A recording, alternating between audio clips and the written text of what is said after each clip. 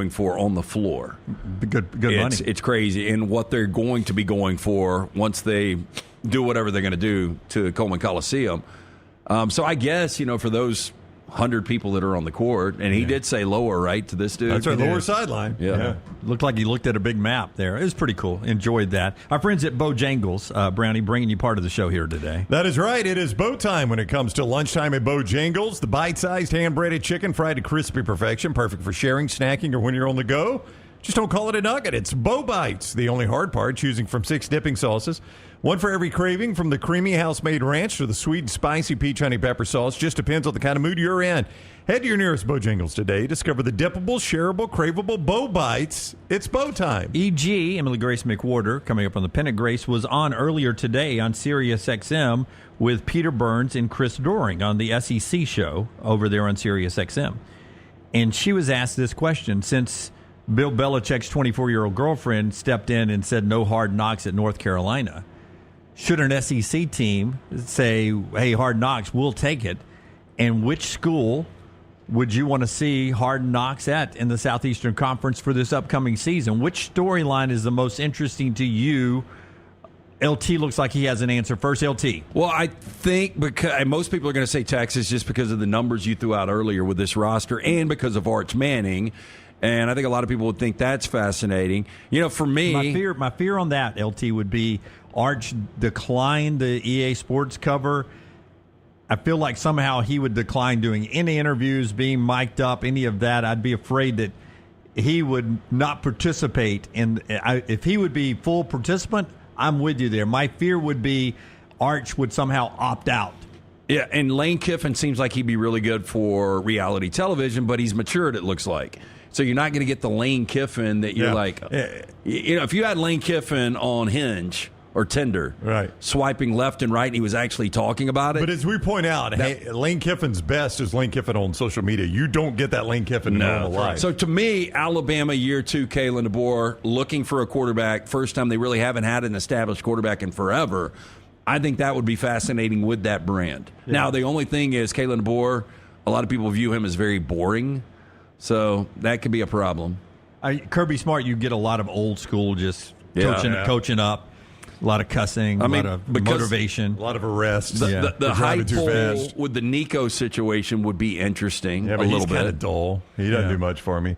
I mean, I'm trying to think of an entertaining coach. Like Pittman could be entertaining, but Eli Drinkwitz. So annoying, that guy. You don't find Beamer at South Carolina as hokey as Dabo, but he's got a little bit. He does, yeah. But it seems like I think he'd get hokey fast. Seems like a fun team that could be. They've got boomer bust potential. Well, I'll tell you, Auburn could be interesting too, because you might have one of the best hidden gems out there in Jackson Arnold. You got Hugh Freeze. I mean, I hate to bring up the cancer thing, but there's an angle there. Hugh Freeze, very personable guy as well, and Hugh Freeze is on a hot seat whether or not he wants to admit it. So there are some angles there with the Auburn program as well. Yep. Kentucky's a non-starter for me. Vandy's a non-starter for me. So many of the coaches are boring. Like I'm thinking Florida, again, boomer bust potential for them. So many storylines. Elko doesn't look like he's entertaining to Elko me. doesn't look entertaining. No, neither does Napier at Florida. Yeah, I mean, Sam Pittman would be better in a boat with Bill Dance than on a football reality show. Got a lugger. Is that what they called it?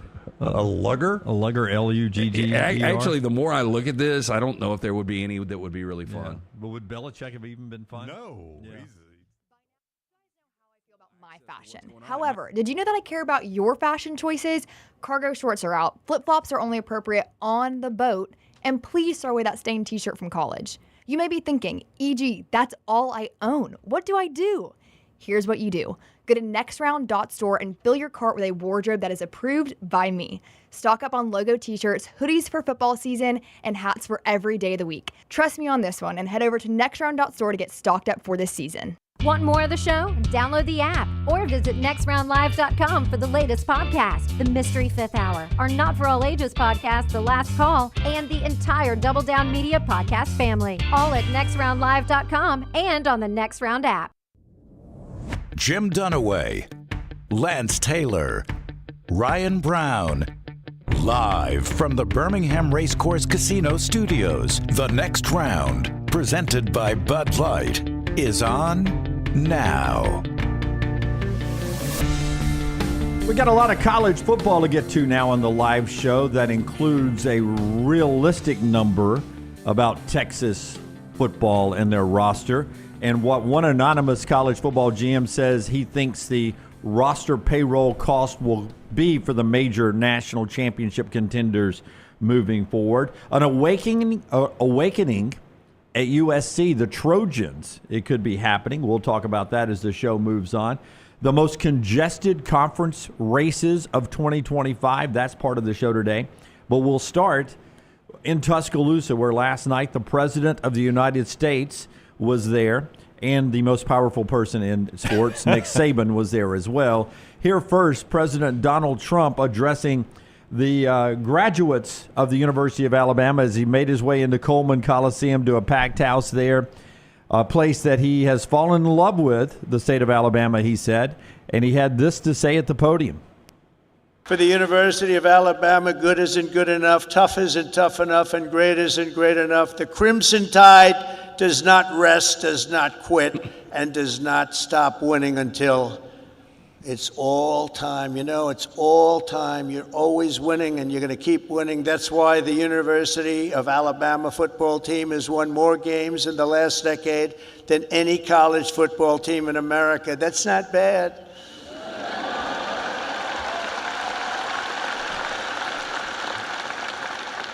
And it's why last fall you beat Auburn for the 5th year in a row. That's not bad.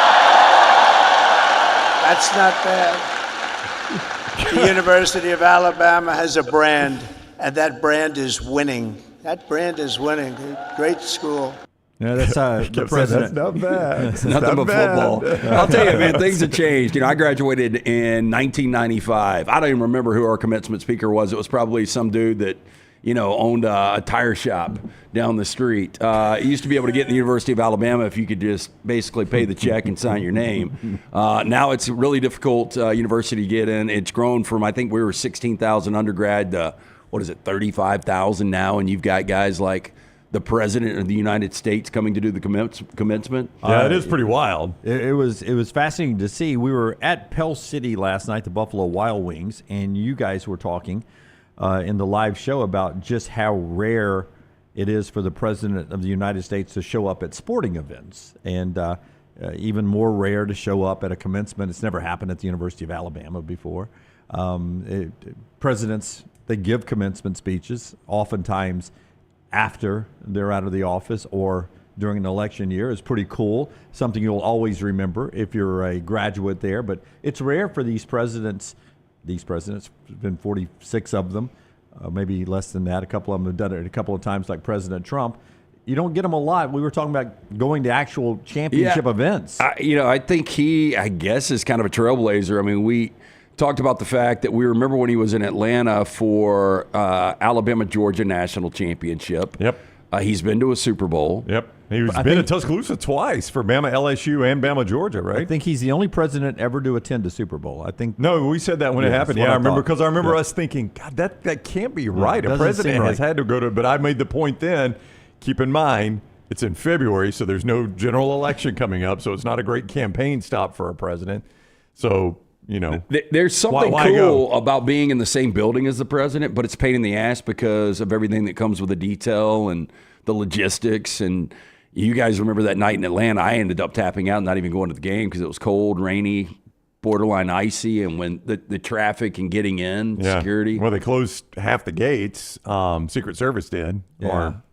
So it was, and like you said, it was raining and cold, and everybody got there at the same time, apparently. Boy, I tell you, we live in a divisive world, though, don't we? When people are going that hard, and I mean, I'm sure you guys saw the people that were campaigning against the protesters. Trump.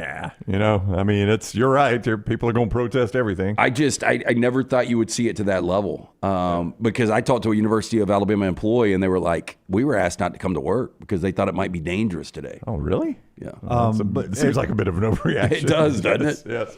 Just so rare to see a president, what we were talking about there, to make it to those big high-profile sporting events. And Nick Saban was there last night. Just a great scene in Tuscaloosa. Look at that seal. Could he be the president of the United States? I saw a lot of people. A lot of people were sharing that photo of Nick Saban standing behind the presidential seal, and they're like, 2028 question mark? Yeah, he in a very positive evening on campus last night. Here's Nick Saban telling a story you may have heard once or twice before. Pretty funny, though, if you've never heard it before, getting a chance to share it in front of President Donald Trump.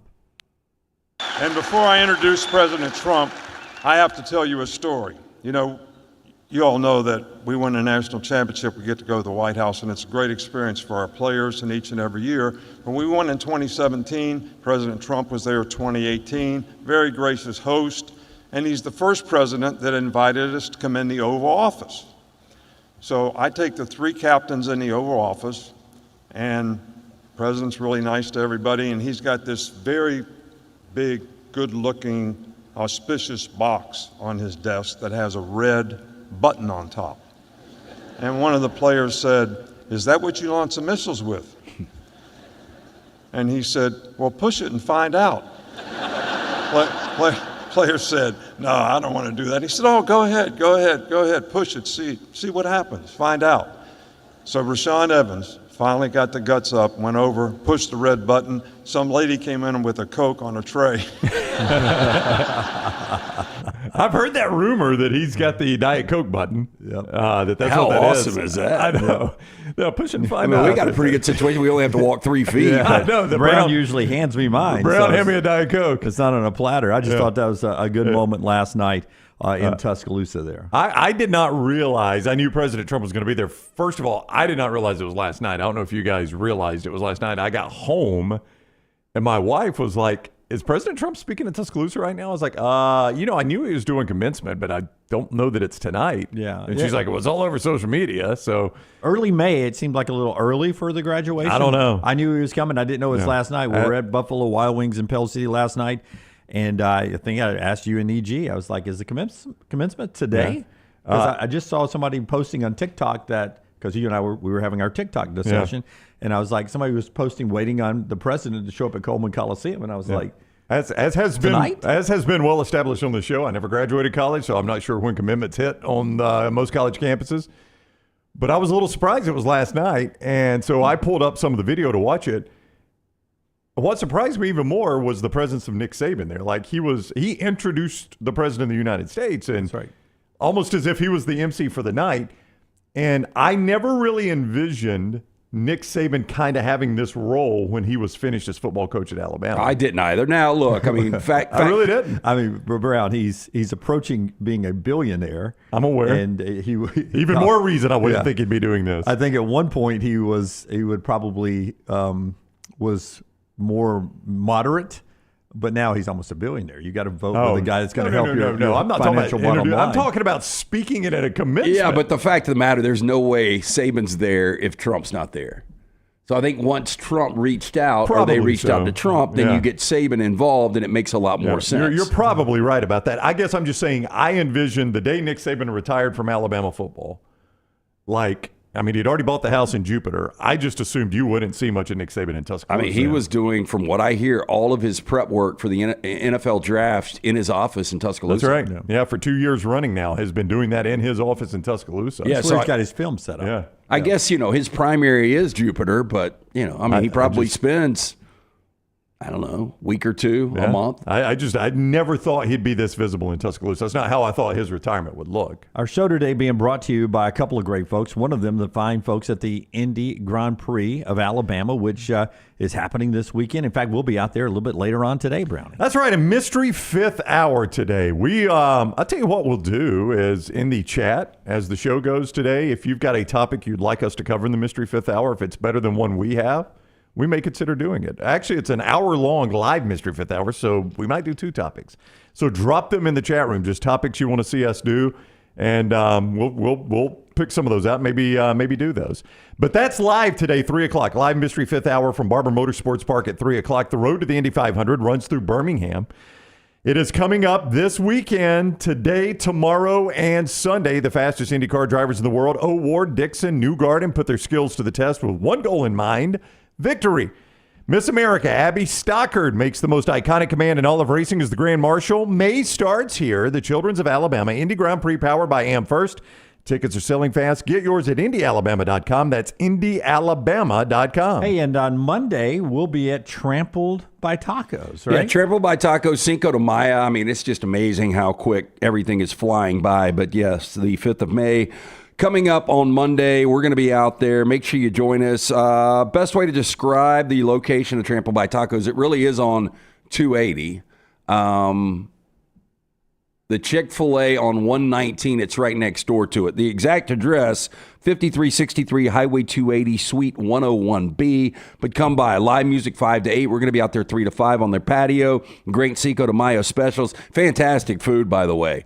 I have started to get this barbacoa, sour cream, pickled jalapeno and cheese quesadilla. Jeez, it's got a lot going on there. It is unbelievable. Yeah. Flavors explode. But $3 off all margaritas, $8 off the margarita pitchers, $4 on all Mexican cervezas, and shots of tequila, only $5. Brown, any shots of tequila you'll be doing on Monday? I'm probably going to skip a shot on Monday. Don't judge me. Come join us, though. Again, we'll be out there 3 to 5 on the patio, live music 5 to 8. Cinco de Mayo, right there with our friends at Trampled by Tacos, Highway 280. Did you hear the story you told about Tommy Tuberville, Nick Saban? Or excuse me, not Nick Saban, President Trump? I did not. I didn't go back and watch the event last night. So he was talking. He was soccer game. He was thinking all the. He ran through the whole list and he got to Tommy Tuberville, and the crowd actually cheered when he said Senator Tommy Tuberville. I was curious as what the reaction would be in Coleman Coliseum there. Crowd actually cheered, and he goes, typical President Trump fashion. He's like, I asked Tommy Tuberville, you beat Alabama 6 times in a row. How are you ever going to get elected in that state? When he told me he wanted to run for senator. And he goes, I was the reason they hired Nick Saban. I'll get all the votes. I was like, okay. That's a good point. You got a good laugh out of that. Yeah, absolutely. Interesting night last night in Tuscaloosa there.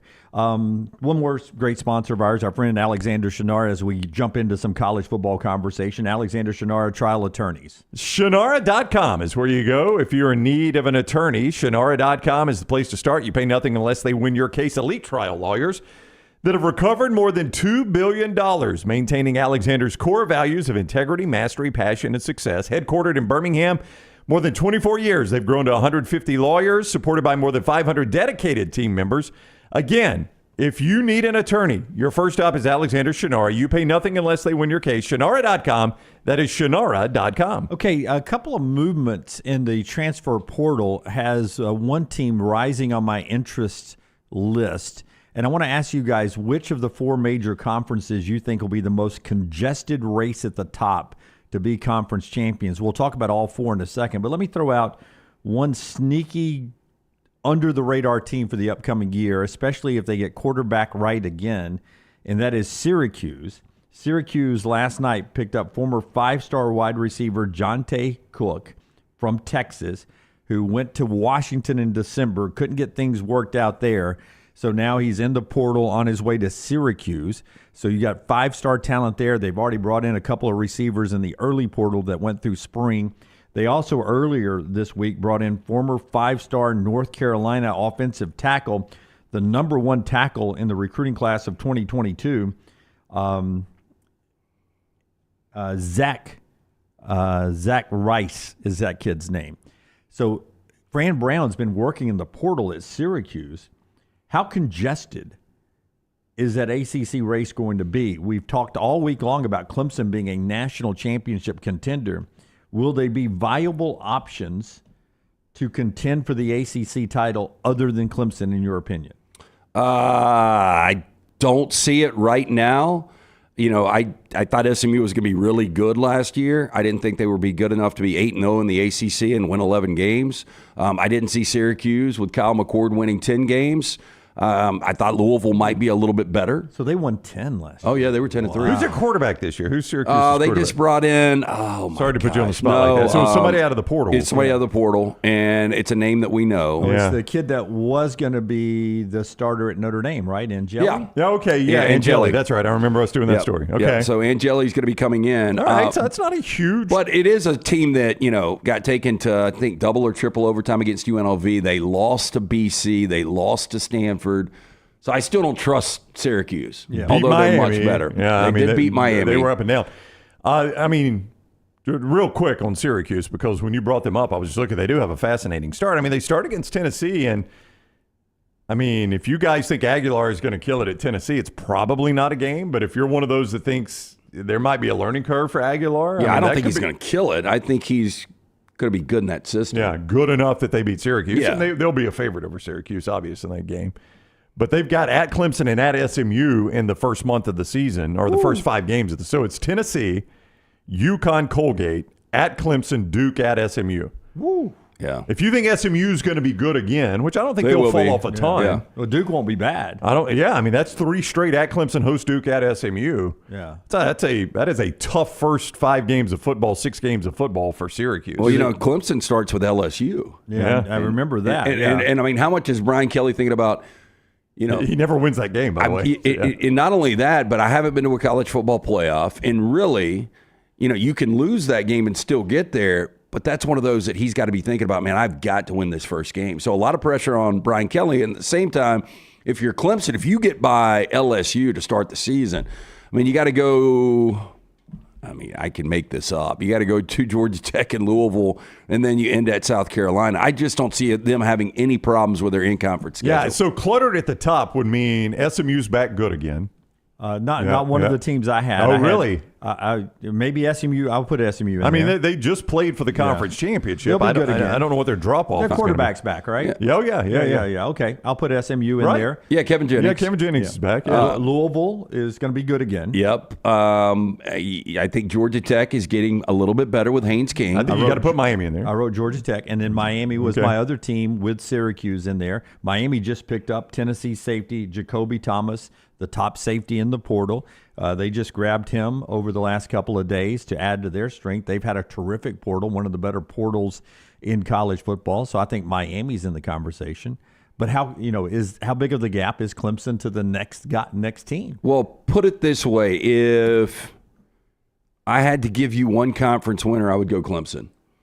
Ooh, right now, if you gun to phrase head, that question. Okay, here we go. So 4 major conferences. Yes. If I said SEC, ACC, Big 10, Big 12, you had to pick a conference winner.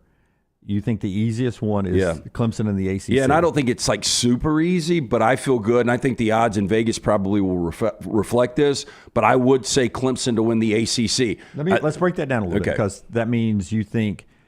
I think most people would go Ohio State in the Big 10, but you think more of a challenge from Oregon. Ohio State didn't even play in the game last year for the Big 10. But I think you would still say the roster, you would. Oregon, Michigan, Penn State. They've got enough contenders there that makes that less confident there. Right. The SEC, you'd go Texas probably, but with Alabama, Georgia, LSU, all of those, it's not as confident as Clemson. And the Big 12 is a spin the wheel. The Big 12 is just, throw a dart at a board. The Big 12 is impossible. Right now, I would say, I think a lot of people are saying Texas Tech. I would go BYU. Yeah, but still, you don't have confidence in that. You got far more confidence. I got confidence in Clemson. I don't have confidence in Texas. I don't have confidence in Alabama. I don't have confidence in Georgia. Number 2 would be Ohio State. Yeah. I wouldn't feel great about it. Quarterback unseen. Yeah, and then you would go SEC because the Big 12, you can't pick a team. I think I agree with you. That sounded crazy to start with. When you said it, I was like, oh, hang on, Lance. But the more you think about it, Clemson is the most obvious. If you were, hey, you get $1 million if you get this right, and all you got to do is give me who's going to win one conference. I'd go Clemson. Yeah. Yeah. I think I would too. Yeah. I'd kind of like you to have that bet just so you had to pull for Dabo for a year. That'd be fun to watch. Yeah. Hey, we do our Calcutta, and I've never had Clemson, and it's not a Dabo thing. But if I get a chance to snag Clemson, I would snag them. And would you snag them with the first pick? I'll pull for them. Your Calcutta is overall wins, right? It's overall wins. And what is interesting, you got to tell me what they do against LSU and South Carolina. Well, if I could tell you that, you'd know if you're going to take them. Bookends right there. Would you say worst case split? No. Hey, can you I'd say worst case. Can you pull the Clemson schedule for us here? I know you can, Forrester, because LT just read it. But I want to see it with my own 2 eyes here. If you're watching us on the video platform, if you're listening, we'll run through it. Well, here's facts. They will be favored. I don't know about LSU. I was going to say they're going to be favored every game. At home? No, it's Death Valley. Oh, it's okay. Oh, it's not neutral site. I thought it was neutral site. No, it's okay. Clemson. It's Death Valley. Okay, then Clemson is favored in every game this year. Yeah. Unless South Carolina does something crazy and they've got 10 wins at the end of the season, then maybe that game's close to a pick. But I think right now on paper, Clemson is favored in all 12 games. Are you going to go game by game? Because I'm going to brush through some of them, but It sounds like, from what LT is saying, this is not the most challenging schedule of all the national championship contenders. Tell me the teams you think will be ranked when they play them. Okay, LSU will be 100%. Troy will not be. Georgia Tech, I don't think they'll be. I don't think they will. They could be back into the top 25. Maybe, but doubtful. Syracuse, I don't think they will. I don't think so. North Carolina, Nope. If they're unbeaten, back into the top 25 because of the Belichick factor, but I don't think so. Boston College, no. SMU, I mean, I think they will be. Probably. Yeah. All right, they'll need to. I mean, that's halfway through the season. I know, and you've only played 2 ranked teams. Yeah. Duke, probably Florida not. State. I mean, if Florida State's ranked that late, I mean, we're creeping up on November. Then they're a contender to win the ACC. Yeah, and Mike Norvell's in a pretty good spot. I mean, I think this is a really big year for him. I know you think Florida State's going to be better. Can't be worse. Yeah. So I think they will be better. So that could be a tricky game, but it's at home. So I don't see that happening. Louisville would probably be ranked. I think so. Yep, so there's 3. Sneaky good offseason for Louisville, good quarterback situation, Fuhrman, and then South Carolina. I personally do not think will be ranked. By that time you don't think they'll be ranked? No, we talked the other day when LT was out. Yeah. I think they are a 6-6, 7-5. Yeah. Boy, that would be massively disappointing. Wouldn't it, though? Yeah, I mean, if Sellers plays up to his potential, if he plays up to his potential, I think they're a 9-win team. If he, stumbles a little bit and has, we'll call it a sophomore slump, I think they could be 7-5. Just Tough schedule. Gave you a buckle up. So if South Carolina's who you think they are, Dunaway, they play 3 ranked teams all year. I mean, that is quite a favorable schedule. That's more than they typically played back in the day, right? Yeah, but no, you're right about that. But here's your nightmare scenario for Clemson. Here's your nightmare scenario. You'd lose the bookend games. And then you win the rest of them, you still win the ACC. No, you'd have to win the ACC was going to be my point. You'd have to win the conference there because there's nothing that's going to get you in the national championship playoff if you lose those bookend games. Yeah, and you can go 8-0 in the regular season in conference, and go 10-2, lose conference championship, and you're out. Yep. I mean, I just don't know that you would have enough. Yeah, I just getting so excited as I start to do my prep notes for the upcoming college football season, and I was looking at that ACC race and trying to make it interesting there with Syracuse and Miami doing well in the portal over the last couple of days, and my faith in Louisville. I'd forgotten about SMU, actually forgot about them being in the ACC. Georgia Tech I knew would be good, but there feels to be a gap, helped out this week by a couple of guests who've talked heavily about how good Clemson's going to be. The guy from Pro Football Focus yesterday and Andy Staples earlier this week. A lot of hype for Clemson and Dabo this offseason, including the Dabo statue that we talked about. Boy, if he won another one, they'd go ahead and put that thing up. I mean, 3 is rare. Magic number, yeah. I mean, how many guys have won 3? 5, maybe? I mean, only a few have won 2. Yeah. 3 is a big. The 3 is a big. You can Wikipedia. National championship coaches. I think there's 5. Switzer won 3. Saban won 3. The gap between 2 and 3 is that's elite. Yeah, that's a bridge. As Coach K would talk about going from the Elite 8 to the Final 4, that's a bridge to the promised land. 3 national championships or more is a promised land. Yeah, and I'm not saying that. I don't feel great Clemson's going to win the national championship. I feel pretty good they win the ACC. Yeah, but they're a contender. Yeah, oh yeah. They're a contender to say the least. Well, you pull that up, Brownie. Let us tell you about one of our great sponsors, Dr. B, under LT's hat. Is a great head of hair that, truthfully, was going in the wrong direction until Dr. B called an audible. Yeah, Dr. B is the man. Over 3 years ago, I went to see him. Again, I do that non-invasive treatment 3 times a week, 30 minutes each time on the couch. My hair has more than doubled in thickness over the last 3 years. If you're in your 20s, 30s, 40s, 50s, you're starting to lose a little bit, you want to maintain, you want to grow some back, call the number I did. Schedule the consultation with Dr. Beckenstein and his great staff, 205-319-0316. For more than 20 years, women and men have turned to Dr. B for a range of cosmetic and reconstructive procedures. T3's got a new test. It's easy, painless, affordable, takes seconds to perform. It's going to show which medicines and compounds will specifically work for your hair loss. There are over 10 categories of agents they use, knowing they will work for you. They will custom compound these agents for you in pill or topical form. You pick and choose which agents you want, men and women ordering hymns, other products online. Don't even know if they work. Stop wasting your money and critical time while you're losing hair on treatments that aren't working for you. Come see Dr. B. Find out what will work for you. 205-319-0316. Tell them the next round sent you. For more information, t3hair.net. This list is the who's who of college football coaches. Oh, there's no doubt about it. I mean, you don't get to this number and be bad. Nick Saban won 7. He's got the most of anyone. Bear Bryant won 6. He's got the second most. Bernie Bierman. Now, this is some of this pre-World War II, but this is back when Minnesota was a team. Bernie Bierman won 5. Woody Hayes won 5. Frank Leahy, Notre Dame, won 4. John McKay, USC, won 4. And then you get to a couple of the pre-World War I guys, Howard Jones and Walter Camp. Urban Meyer won 3. Tom Osborne won 3. Newt Rockne won 3. Darrell Royal at Texas won 3. Barry Switzer won 3. Bud Wilkinson won 3, and Pop Warner won 3. So if you throw out a lot more than I thought, but if you throw out the pre-World War II, if you just go modern day football, basically post World War II teams that flew. I've got Bobby Bowden at 3. Teams that flew. This is from the NCAA. No, I don't know why they don't have Bowden. I think Bowden's 2. I thought he only won 2 as well. He beat Virginia Tech, and then they beat Nebraska. But they also beat Florida.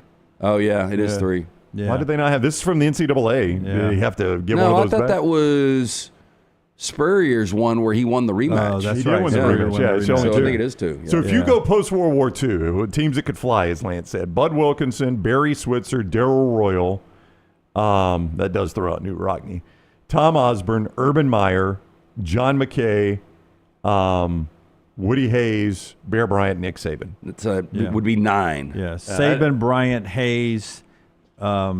People know who Leahy is from Notre Dame. I didn't know who the Minnesota coach was. Bernie Bierman? Yeah, Urban, Wilkinson, Royal, Rockne, Pop Warner, Osborne. No, it's an exclusive list. Switzer, Bowden, if it is 3. That's where you go into if Dabo wins one so more. Dabo's relatively young. What is Dabo, 56, 57? Probably not really young in college football terms anymore. I got Dabo at 50. I'd take 57. We'll okay. 58. Yeah, maybe. I'll look at that too.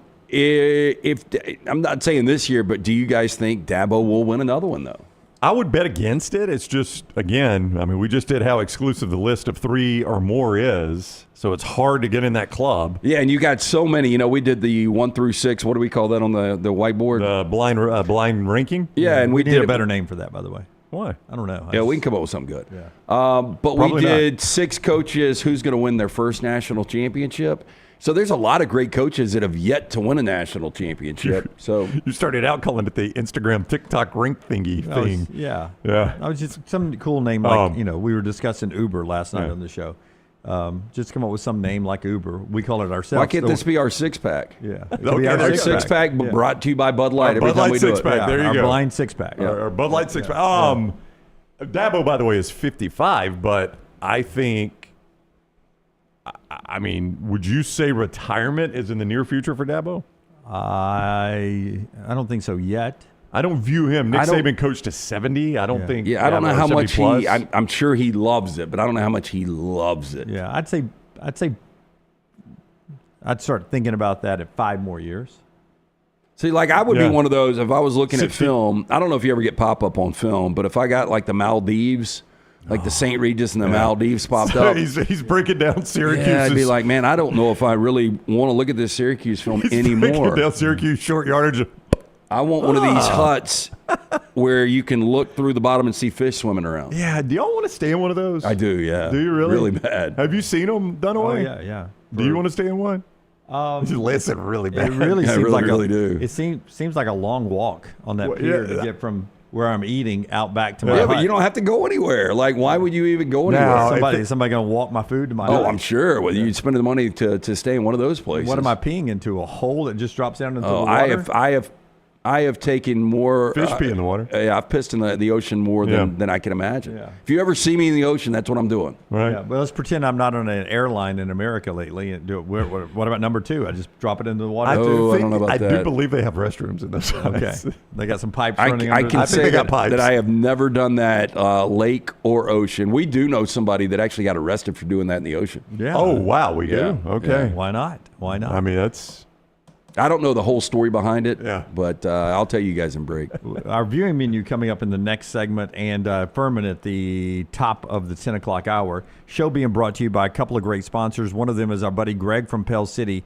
Last night, I got hit with dime-size hell in Moody after our event in Pell City, and I'd stopped to get a pub sub, and then boom, as I'm pulling out the light, rain starts, and then it's like rocks hitting my truck. Yeah. And I need to go check it for damage because it was late last night. I didn't get that. Oh, it was awful. Me and EG were coming back, and right before we got to 280, it was like we had driven into the end of times. But I was a little later than you guys because I'd stopped to get the pub sub, walked in there, not always the fastest thing in the world to happen, and then... Boy, that is a slow process. Yeah. It's so good. It is But good, if there's one person in line in front of you, it's you might 30 as minutes. well go on and do your shopping and hope to come back and get the right break. I'm sitting there, and a lady, nobody's at the counter. Finally, a lady walks back with a big cutting board. She's like, has anybody helped you yet?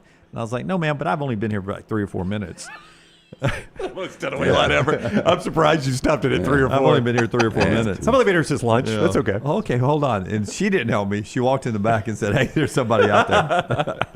But it was They've fine. always got a hairnet on, too. Yeah, but by the time they came out, it was like I got in the truck and sat there and was eating my sandwich in the parking lot because my nephew's game had been delayed. And I was like, well, let me eat this instead of riding down the road to the soccer game. It was under the lightning delay because of what I found out was this storm. And I've never been in a hailstorm except one other time playing a slow pitch softball tournament down in Albany, Georgia. And I was not in my vehicle, and it damaged the heck out of the person's vehicle I was in. And it was a lot bigger hail that time. That literally sounds like hell. My slow pitch softball game in Albany, Georgia, in the middle of a hailstorm. You would have hated it because it was that Dry tournament, County? that famous tournament that plays 24 hours a day. Like we played one game at 7 at night, and our next game was at 2 in the morning. Oh, that does sound miserable. Did y'all take them seriously, or were people just drinking beer in the parking lot? I had sliding shorts on, LT. We took it seriously. Oh, no. Yeah, we were the gym socks. Absolutely. They expected you to slide? Yes. We were not power hitters. We were the gap, run extra bases, and slide team. The team nobody wanted to play. I'd rather camp out in Compton than slide in softball. So the hailstorm, my first last night. Greg can help you with any of that storm damage, whether it's from hail on your roof. If you think about it, it can do damage. You got a bad enough hailstorm, windstorm, it does damage. Just one of those little pop-up storms like we had yesterday. Get a free no-cost roof inspection right there. Storm Restoration Roofing, 205-542-3531, 205-542-3531. I'll give you that number again in a moment if you want to grab a pen or just rewind the video if you're watching us. Greg from Pell City on Facebook there. A-plus rated with the Better Business Bureau. Over 20 years locally owned. He and his wife, Andrea, they own the company. They're great with insurance companies. In fact, he has a great knowledge of new insurance rules and laws that are out there that he can help walk you through the process. He's got a builder's license, so he can do some building projects for you, including storm repairs. And that full roof replacement. It all starts with a free no-cost roof inspection, 205-542-3531. And our friends at Hemphill LT that bring you Lance's Lock. Did you have the Knicks last night? I had the Jalen Knicks, the Jalen Brunson shot. What a shot. Well, I don't know how much of that you guys watched, but before it was Rich like man Mark Sears. It was like two. I did think about Sears last night. I was like, the Sears would never scratch the surface of Jalen Brunson. But watching like 2 possessions before, when he had a one-on-one situation under the basket, and just his ability to stay balanced, to stay off the out of bounds line, and to be able to shift hands and make this incredible layup. I mean, Brunson was just fantastic. Had the Knicks, but I had the Clippers up 14, laying 6.5. Kawhi misses the back end of a 2 free throws. They win by 6. I lose by a half point. So 1-1 last night in the NBA. We bounce back. More winners tonight. Jump on board with us. There's a free play each and every day at lanceslock.com. It is always brought to you by our friends at Hemphill Services. Trust the name. Birmingham has trusted since 1954 for all of your plumbing, heating, and cooling issues. Right now, to keep up with this changing weather, the spring weather, $1,000 off all HVAC systems, plus 0% financing. For more information, hemphillservices.com. Hard to stop a train. Call our guys at Hemphill Services. So Brunson had 40. Knicks now advance on to play Boston in that series there. Clippers force a Game 7 against Denver tonight. You've got Houston and Golden State. Golden State up 3-2. That's 8 o'clock on TNT. When we come back, our viewing menu and a little more college football. That's straight ahead. Fuhrman in about 30 minutes. This is The Next Round, brought to you by our friends at Bud Light. Easy to drink, easy to enjoy. Take the Next Round anywhere you go with official Next Round gear. Buy yours today at nextround.store. I'm attorney Alexander Shunnarah, Alabama born, Alabama raised, and ready to fight for your rights. I have one of the largest firms in Alabama, and we are here to help you get the compensation you deserve. Call me, Alabama, 323-1000. No representation is made that the quality of legal services being performed is greater than those of other lawyers. This hour of The Next Round is presented by the Birmingham Racecourse Casino, now featuring 7 days of giveaways with your chance to win a share of up to $125,000. The more you visit the Birmingham Racecourse Casino, the more chances you have to win. Looking to expand your business? Let the Next Round help you. Contact us, sales@nextroundlive.com, and be part of the team. Advertise your product to hundreds of thousands of potential customers on our ever-expanding platforms. The Next Round can take your business to the next level. Join our existing partners in the fastest-growing media space, both live and on demand, while reaching the most desirable audience for your business. Get more information by emailing sales@nextroundlive.com, and one of our team members will work with you to build a plan to take your business to the next level using the Next Round. Do you need some refreshed college wear to represent your team this year? Shop Roback's Game Day collection that includes both Alabama and Auburn. From quarter zips to hoodies, Roback has it all. Get 20% off on us using code TNR20 at roback.com. Birmingham's fastest party returns to Barber Motorsports Park May 2nd through 4th. Medical Properties Trust presents the Children's of Alabama Indy Grand Prix powered by AmFirst. Experience 3 days of high-speed action featuring the fastest drivers in the world from the IndyCar Series. Enjoy the Kids Zone, food trucks, beer garden, Ferris wheel, fan zone, and more. The Children's of Alabama Indy Grand Prix powered by AmFirst. Kids 15 and under get in free. Get your tickets now. Hey, Lance Taylor from The Next Round to tell you about one of our favorite places for breakfast, lunch, and dinner. That is Hamburger Heaven since 1982. Hamburger Heaven has been serving Birmingham's best hamburgers, cheeseburgers, French fries, hand-spun milkshakes, and sandwiches made fresh to order. All of their ingredients are fresh and prepared daily. This includes their beef, always fresh, never frozen, hand-pattied each and every day. For breakfast, lunch, or dinner, visit any of the 4 locations, Highway 280, Irondale, Gardendale, and Homewood. It's bow time. Tired of choosing between sweet and savory? Why not have both? Introducing Bojangles' new chicken and bowberry waffles. The bold Cajun chicken filet you love, now drizzled with a bowberry honey glaze and sandwiched between 2 warm waffles. Which means your favorite meal of the day just met your new favorite dish. And lucky for you, it's served all day. But it's only here for a limited time, so try chicken and bowberry waffles at Bojangles today. It's bow time. Follow Next Round Live on Twitter, Instagram, Facebook, and YouTube. The social media team at Next Round Live is dedicated to giving you daily news conferences and practice video from UAB, Alabama, Auburn, and around college football. Follow and compare to the sites you used to visit. You'll also get the latest highlights and news from the Next Round Daily Show. Turn on the notifications so you don't miss a thing. Next Round Live on Twitter, Instagram, Facebook, and YouTube. See more at nextroundlive.com. The 15th annual Logan Martin Lake Fest and Boat Show, presented by AmFirst, is May 9th through the 11th on Logan Martin Lake in Pell City. The Logan Martin Lake Fest and Boat Show is totally free to the public. Bama's biggest in-water boat show, 80 boats, lake lifestyle vendors, food trucks, beer garden, and live music all weekend long. There's fireworks on Friday night to honor veterans, a mermaid parade on Saturday, and free mimosas for Mama on Sunday. All by going to LoganMartinLakeFest.com, LoganMartinLakeFest.com. I'm attorney Alexander Shunnarah, Alabama born, Alabama raised, and ready to fight for your rights. I have one of the largest firms in Alabama, and we are here to help you get the compensation you deserve. Call me, Alabama, 323-1000. No representation is made that the quality of legal services being performed is greater than those of other lawyers.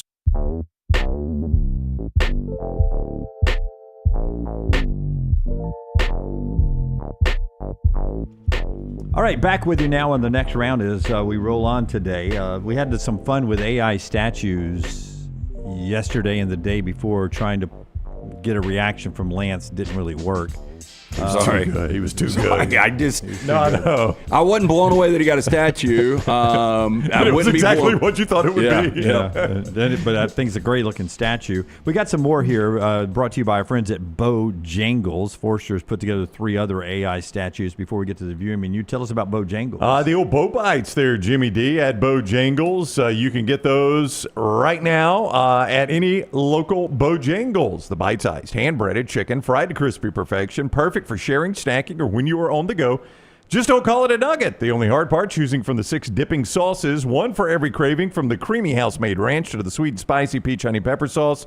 It all depends on what kind of mood you are in. Head to your nearest Bojangles today. Discover the dippable, shareable, craveable Bo Bites. It's Bo time. What conniving jocularity are you up to, Forrester? What do you have here, buddy? What have you done? Oh, having some fun with Grok. The AI Grok. The AI. Okay, Grok. so he says he has 3 statues. I said, well, give me something so I can toss to it. He says, just toss to it. Just open my mic, Jim. So all right. I've opened his mic. What you got, Forrester? Well, I'm, based on the whole Dabo statue thing, I made 3 of you guys. Oh, so outside the building here. The next round statues. Next round statues. You think the Blue Lake Center will let us put them up? I think if you do it at certain hours, nobody knows the difference, right? Right. If we just have them at the entrance to the lobby. Without notifying anyone, people just start showing up for work and like, who are these people? Who are our overlords now? Who's taking over this building? Could put it on a certain floor and nobody'd ever see it. That's true. Who's the first one? All right, here we go. Oh, it's the Brown Bandit. The Brown Bandit statue. Well, I mean, he might be immortalized because he's dead, right? I know, this could be in a cemetery. I mean, somewhere. do we have any idea where the Brown Bandit is? We do not, unfortunately. We may have to wait until Syracuse and Tennessee are playing, Lance, and LSU and Clemson to find that out. That's pretty good. I like the Brown Bandit. I didn't know. Puma even paid for the sponsorship. I mean, they got into the. It's good. Yeah, it's got to be legit. I like the Brown Bandit one there. Yeah, that's really well done. Yeah. Okay, who's next? I like the extra thumb that they added. LT. Boy, if that were at the front of our building. I will say that is a great Halloween get-up.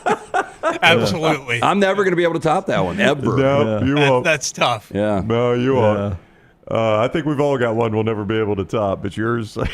Could you imagine walking past that to go into an office building every day? So that was a Friday. So our first Halloween, we had a jam-packed show with guests. I start pounding out Stella Tall Boys at 9 in the morning, right when I came out. That was a hell of a show. Yeah, it was. A lot of fun. The bandana, the statue, it's not a statue bandana. Somebody just has to make sure there's a red bandana on it every day. That's it. Okay. That's it. We ready? Yep. Yeah. Here you go, Jimmy. Skater boy.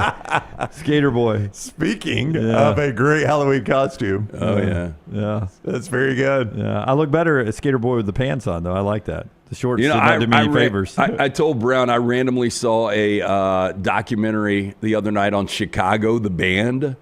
I get suckered into these documentaries on bands. Clearly. And that hair that you've got right there looks like Peter Cetera in the mid-'80s. Yep. That is Peter Cetera hair. Yeah, I love it. That is the statue from AI that Forrester made for all of us right there. Did you have to go redo mine because I said I need skinny statue? No. Okay, there you go. You do kind of have skinny jeans. Were you fatter as Ken over there? 100%. That's pre-weight of wellness. Yeah, that was on those skates, not counting the skates, that was 194. 194. Not counting and the what skates. are you right now? 175 today after the pub sub. What's your all-time low? 163. I mean, all-time low like at birth. Well, like zero. I 6 get feet. that. Yeah. No. I've just meant since as we've an been adult. doing the show, 163. Will you get back there? No, 173 is my lowest. Okay. When I hit 173 like I did yesterday, I go and have a pub sub. Oh, good for you. Or it's a good plan. I go have barbecue ribs, like a whole slab from a local place. Yeah, but didn't you have like 8 hot dogs the other day when you were like 179? No. I thought you did up in Cleveland or somewhere like that. Oh, that was when I was on the road. I don't count on the road when I come back. You asking me had hot dogs? No. Oh, I was on the road. Yeah, on the road You doesn't had count. them. On the road is on the road. Do you think you're the only guy that weighs every day? Maggie points that out every morning when she sees me getting on the scale. When's the last time you weighed, Brown? It was this week. I'd probably do it once, maybe twice a week. I just don't do it. Yeah. I look in the mirror. I went to the doctors. Oh, yeah? Yeah, that's it. When I go to the doctor. Yeah. I like to know where I stand sometimes. I like to know what I can eat today. Yeah. Got to make sure I haven't been making poor decisions without knowing about it. Yeah. Like, I really expected to be 174 today when I woke up, and 175, and I forget I'd also had a barbecue and fries for lunch yesterday, so of course do you, I gained a pound and a half. Do you actually hit the toilet before you weigh, or you? No, it's first thing out of bed. No, you gotta unload. You gotta unload. Yeah. No, that's not fair. It's 100% piss fair. out of pounds. Yeah. It's not part of you. Yeah, it is. Tyler's right. It is at that moment. God literally wants it to be out of your body. He designed it that way. Our friends at Michelson brings you the viewing menu every day. Michelson Laser Vision. 205-969-8100, the number I called more than 2 decades ago. One of the best decisions I made back in the radio days, getting the LASIK procedure done back in 2003. I had the 2200 vision. I was legally blind without the aid of contacts. After the procedure, which only took 12 minutes for both eyes, 2015 vision better than 2020. 205-969-8100. Very important. Ask for Amy Toe. The next round sent you. She's going to hook you up with a hassle-free consultation. You've got 0 to lose to find out if LASIK is right for you. For more information, michelsonlaservision.com.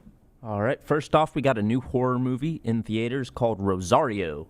It's about a woman who spends the night with her grandmother's body while she waits for the ambulance to arrive. And during a severe snowfall, Rosario is attacked by otherworldly entities that have taken control of her grandmother's body. Oh, no, not Granny. So a couple of things here, Tyler. I don't like horror, the genre. I don't think it's ever done really well. I am shocked at how much it is done. It's got to be the number one genre out there, right? I would say so because you can make them, generally you can make horror movies cheaper than any other genre. And it's a bunch of no-name actors. Right. And you can put it out there with pretty much no marketing, and it'll still make money because people will say, a new horror movie. Yeah. I really don't care what it's about. Yeah. And that's what I'm doing. And I don't think you go in expecting them to be The Godfather. I mean, it's probably going to be cheesy and have some bad moments. Oh, absolutely. I saw a horror movie where Steamboat Willie was the killer. Oh, yeah. You never know. Think Dunaway, maybe Brown agrees with this. Like the horror that I don't like is when you bring in like the satanic element. Ooh, yeah. Like The Exorcist completely freaked me out. Is there anything that you've seen horror-wise and you're like, man, this was too much? Like this threw me off, didn't like it at all? I would say the sort of Saw Hostel style movies, they don't really scare me. I just think they're gross. Right. And too realistic to where somebody could actually do that. Somebody could actually do that to somebody. Well, don't want to plant any ideas. See, that's how my problem with Saw started because my dad showed me that movie when I was 9 years old. I didn't know where this was going. Yeah, really. And that bastard had me tied up. At the end of the movie, he says, this could all be real, right? Ooh, and so Dad. Now that's ruined me watching these because now I'm like, well. Wait, he told you that when you were 9? Yeah. Boy, him and my old lady, my mom, should get together. Oh, yeah. Great how parenting. Old were you when you saw The Exorcist? I was 3 when I saw The Exorcist. I was 3 when I went to see Jaws multiple times. I used to go to haunted houses, hated going. It's amazing. Saw The Shining the day it came out. Amityville Horror. Yeah, now if I watch Jaws, I just think, who signs the lease on all these abandoned warehouses? How is there electricity in all of them? Yeah. How does a stage 4 cancer patient have time to set up all these elaborate machines? Yeah, it sucks to get old, man. You start thinking about stuff. Other than that, we got a new Netflix release. It's an older movie, but I really like it. It's called Train to Busan. It's a zombie movie, and I think it's one of the best zombie movies out there. Not enough of those either, right? What's the second best? Probably Night of the Living Dead from 1968. Okay. He clapped right back there. Where are you? Yes. My favorite, 28 Days. 28 Days Later. I'd still need to see it. I need to catch up on all of those. Oh, my gosh. Because 28 Years Later is coming. Yep, that comes out this summer. Yeah. My favorite zombie movie is the one where it's a love story and they end up staying in an airplane for a little bit or a hotel room or something. Or are they vampires? I think they're zombies. Sort of a spoof zombie movie, but it was a romantic comedy. Yeah, something like Warm Blood or Warm Bodies. Warm Bodies, that's it. Yeah. Yep. On Peacock tonight, you've got a special premiere. Lance has really championed this movie. Black Bag. It's now going to streaming. It is really good. So Michael Fassbender and Cate Blanchett are both spies, and there is a group of, I think, 3 or 4 other people, and they invite them over for a dinner party. And I forgot what the True Life Truth Serum is that you can give somebody, but they actually bake it into the food. And like this one dinner scene is one of the most uncomfortable things you'll ever see. So very good. Lots of turns and twists. I need to check it out. And then finally on Paramount, if you don't want to watch anything new and you just want some comfort food, you got 2 of the most rewatchable comedy movies of the past 15 years or so.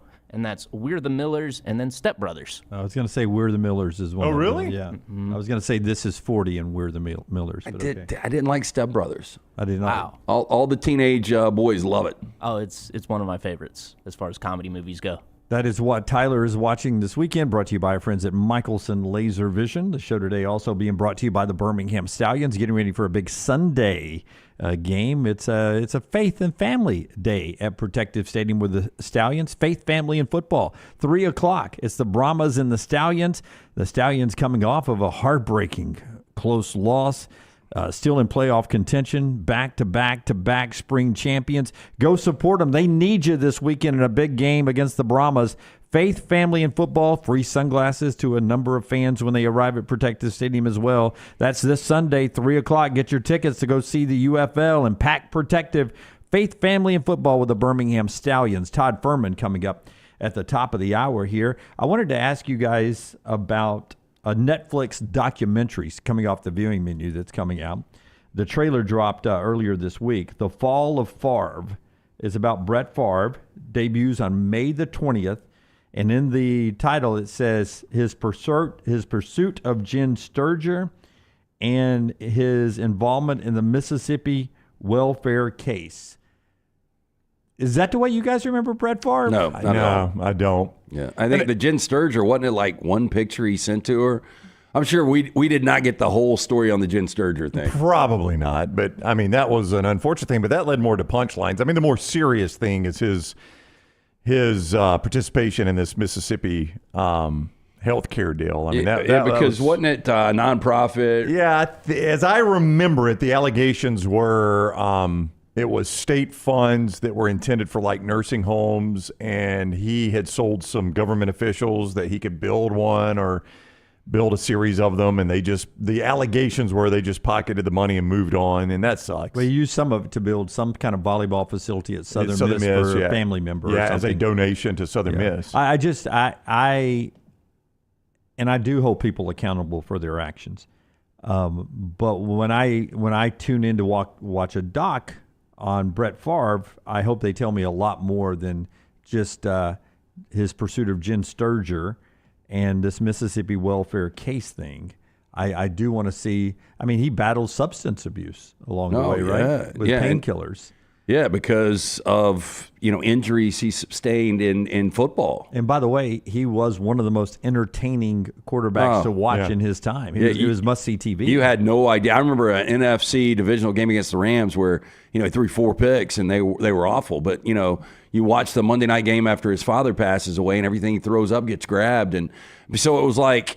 More so it was greatness out of Favre, but you really never knew what you were getting because he was such a gunslinger. But I don't really understand though the thought that when a great athlete or a great actor or whatever does stupid stuff after their career or breaks laws or whatever, that we're just supposed to forget everything they did that was good in their career. Like, I can't do that. Well, can you imagine? I mean, how many athletes and head coaches have sent dick pics? Oh, I'm sure a ton of them. I mean, and one got caught. Yeah.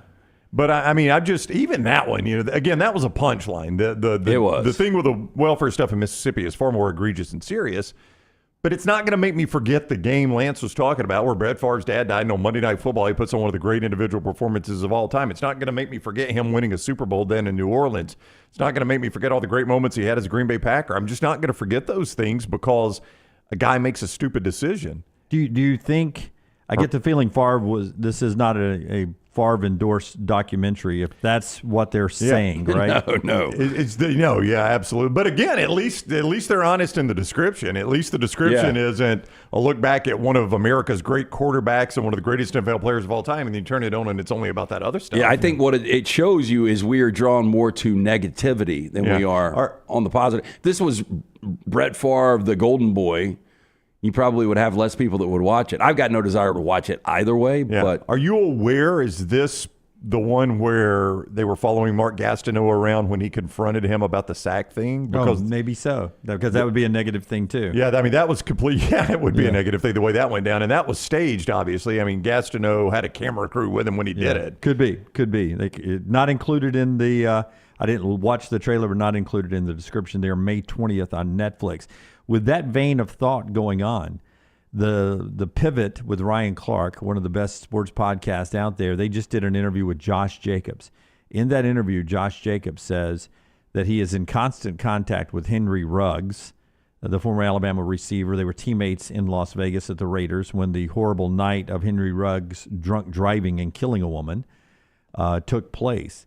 He says that he is speaking to NFL teams on Ruggs' behalf, that Ruggs is training while in prison, and that he's close to a release. I don't know the timetable on a release for Ruggs, but Josh Jacobs paints a picture that Ruggs is close to a release, and I guess in that situation, close could be 2 years, could be a year. I don't know, but in that interview, Josh Jacobs says he's in constant contact with Ruggs, speaking to him. He's training, he's in tip-top shape, and wants to make a comeback to the NFL. Do you think Ruggs will be allowed to and will end up making an NFL team again? Oh, man. It's interesting. I was talking, I think it was to Forrester, about Leonard Little, who played for my Rams and won a championship in 99. And this woman was picking up her son from a concert in St. Louis, and he was drinking and driving, ran a red light, hit her, killed her. Never went to jail, though, did he? Never went to jail. Didn't he? And he played for the Broncos after that, right? I don't know if he played for the Broncos or not. I think he might have played for the Bills after that. I don't know. But he played after that. But he did play after that. Hard to believe he didn't go to jail. I know. It really is.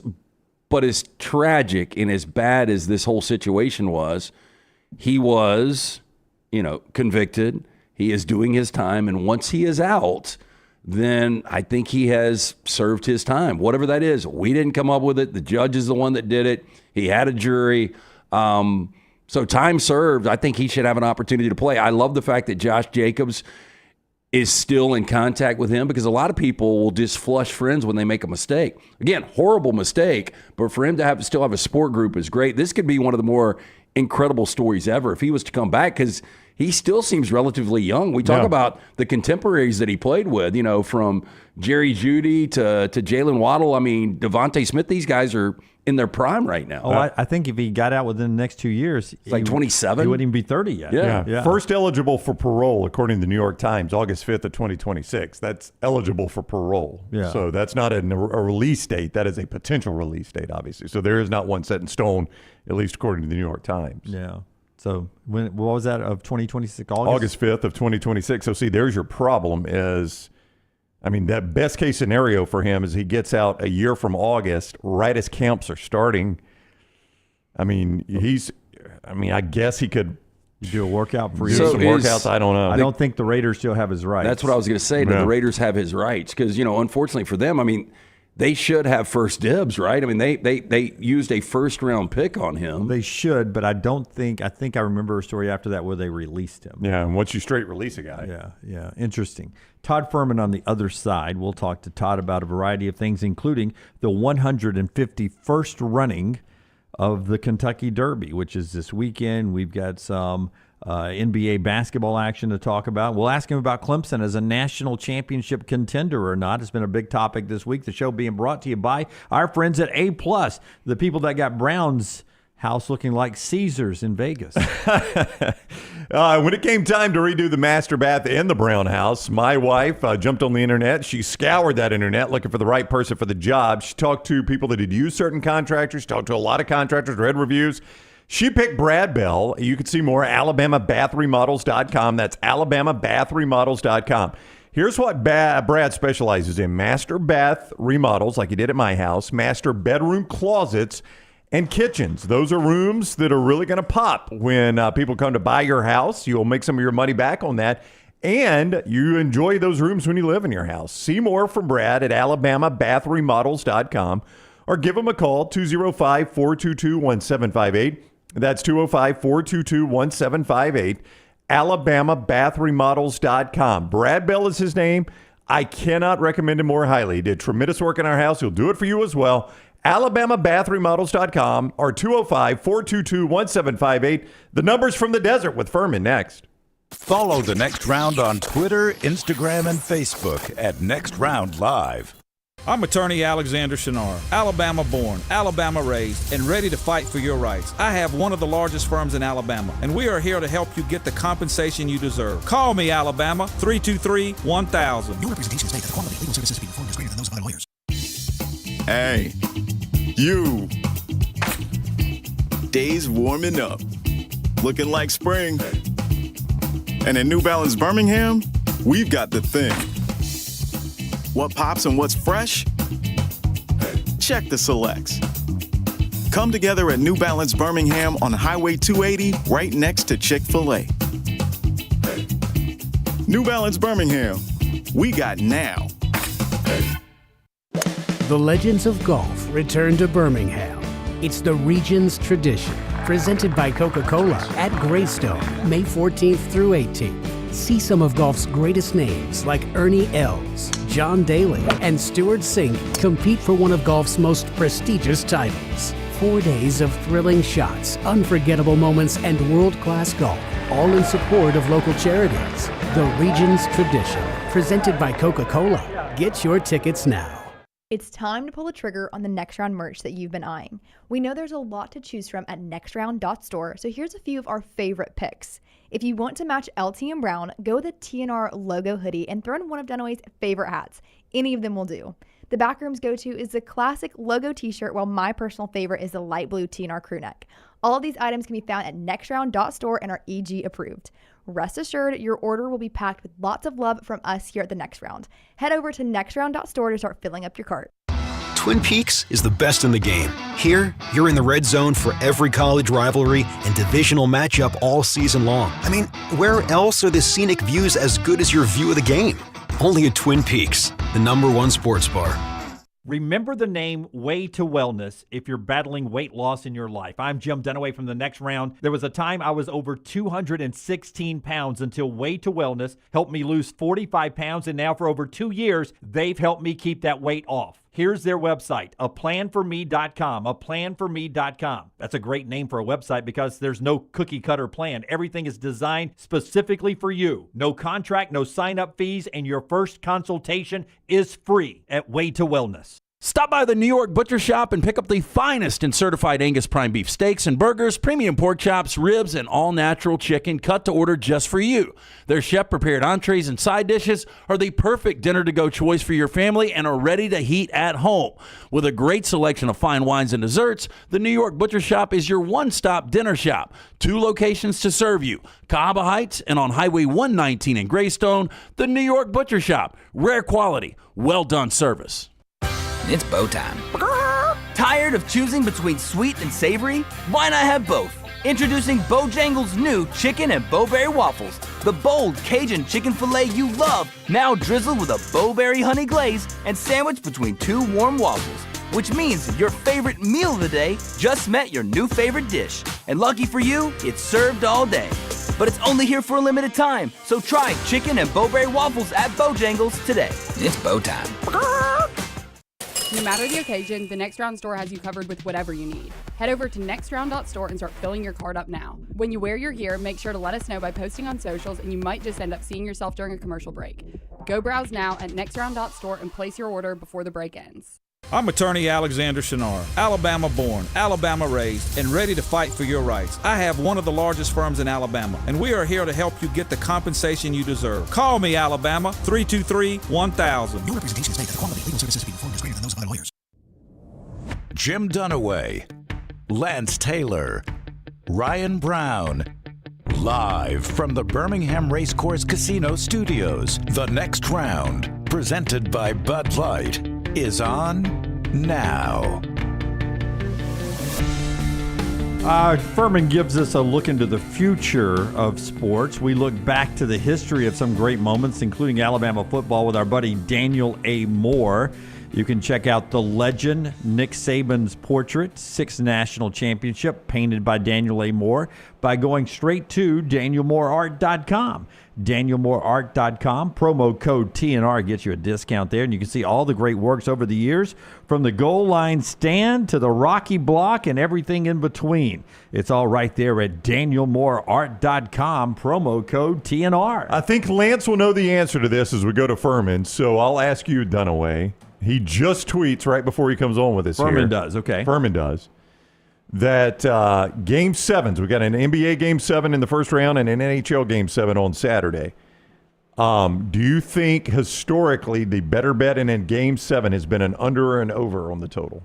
Under or over on the total? I think it has traditionally been an under because the tension, the every possession matters. Game 7 that you play closer to the vest and not as outgoing. So under. I would. I don't know this for a fact. I would have thought under, but when you start to really think about this, if a Game 7, because it is the finality of a season, teams are going to foul more. They're going to panic more. So if a score gets kind of out of whack, where a situation where you're down 12, maybe you wouldn't foul, maybe you would foul because it's the end of the season. Interesting. Todd Fuhrman, BetTheBoardPodcast.com, at Todd Fuhrman on social media, where he sent that, is with us on the Shunnarah hotline. What is up, Fuhrman? How are you? I'm doing well this morning, gentlemen. Hopefully you guys are as well. Was surprised we got a relatively uneventful Talladega race last weekend, at least by Talladega standards. But at least Dunaway's beloved Team Penske crosses the finish line in first place. Jim called it. I gave him credit. Yeah, I gave you the actual winner, right? Yeah. Dunaway, I figured Ryan Preece would have won the race. You would have had him on your card and he would have been disqualified. That would have been on brand for the way that we go about handicapping things more often than not. Boy, I tell you, you're so 2022, Jim, on my predictions. But he did get this right. As you point out, Game 7's unders are the way to go. They have been. The interesting part is the betting market, as it continues to evolve, has made it that much more difficult. And as you referenced the tweet at the top, Brownie, 213.5 was the closing total in Game 6 between the Clippers and Nuggets. Now we're down to 204.5. So the wiggle room that's there, not going to provide you a whole lot in the way of having that luxury working in your favor. And I think the hockey total is even more interesting because we saw 11 goals scored in Game 6 go flying over the total at 7-4, albeit aided with some couple empty netters.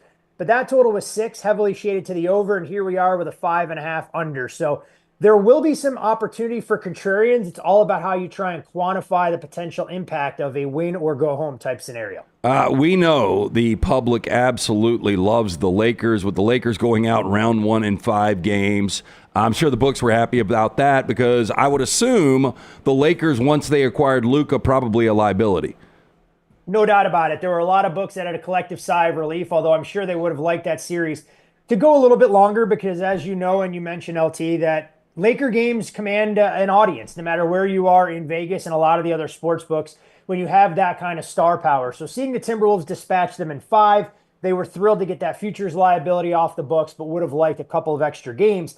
The other team right now, given a trade they made midseason, we'll see in action tonight, the Golden State Warriors have created a little bit of a conundrum for books as well. And while I think the Warriors do get through the Rockets, you have to imagine there are books that are a lot more optimistic about how things will work out for the Warriors or not work out for them, I guess, as the case may be, against the Timberwolves, or should they advance to the Western Conference Finals to take on potentially the Oklahoma City Thunder. I am a Knicks fan, lifelong since 2018.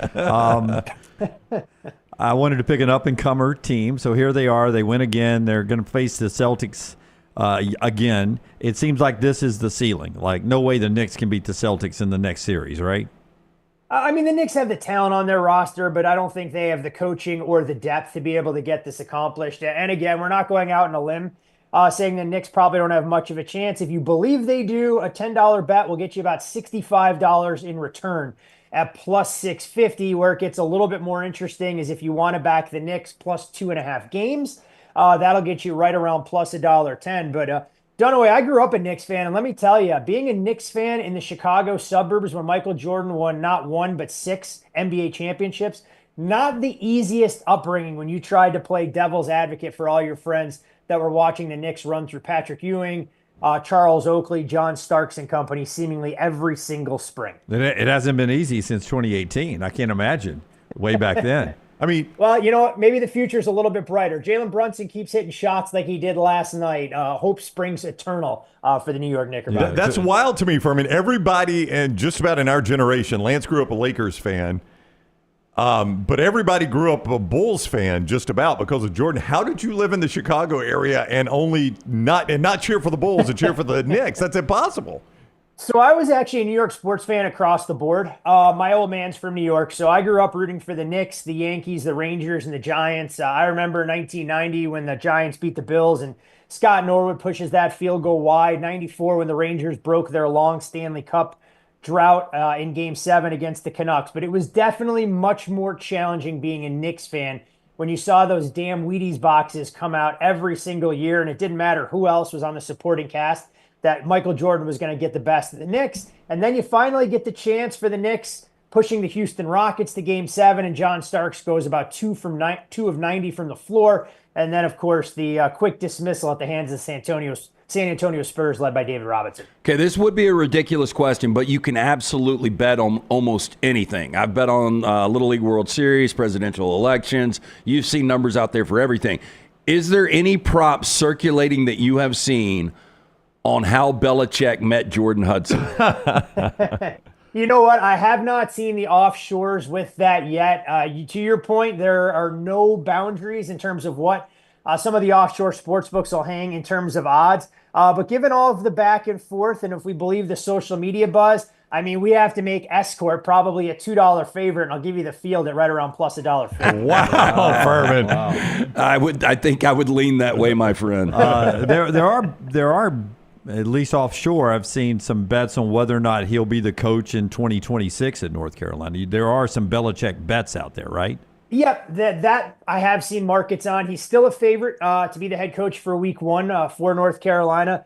But people I've spoken to are not exactly thrilled about the way this situation has played out. And you've also seen an appetite from professional bettors, not taking full positions, but kind of looking to try and get ahead of it. To go under North Carolina's win total that was widely available at 7.5, figuring if this thing completely implodes or if there's full-blown chaos, that it's not going to result in North Carolina winning 8 games or more once football season starts. Hey, speaking of football, before we get there, it's the 151st running of the Kentucky Derby. 20 horses. Was it not just a few years ago we had a race at the Kentucky Derby with like 7 horses, and now we've got 20 in this race? And how does that impact your betting when it's the field is so crowded, the extra gates and all that? No, the Derby is usually a large field, so we're typically between 18 and 20. It's the other Triple Crown races that you're referencing, Dunaway, where we've seen real small fields in the Belmont Stakes. That's the nicest way anybody's ever said. Jim, you're totally incorrect. Wow, Dunaway. That is totally incorrect, Jim. We did not have a Kentucky Derby with 7 horses. Just given some of the distances. Now, I won't claim to know exactly how many horses were in the COVID field, but I don't think it was thin as 7. Interesting that we've seen a couple of scratches for the Derby so far. Grande, the surprise scratch this morning.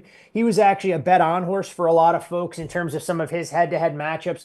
Journalism, a rightful favorite, but some questions abound in terms of his overall pedigree and some of the smaller fields that he's been able to beat up en route to getting to this particular event. I've seen a little bit of action come in on Luxor Cafe.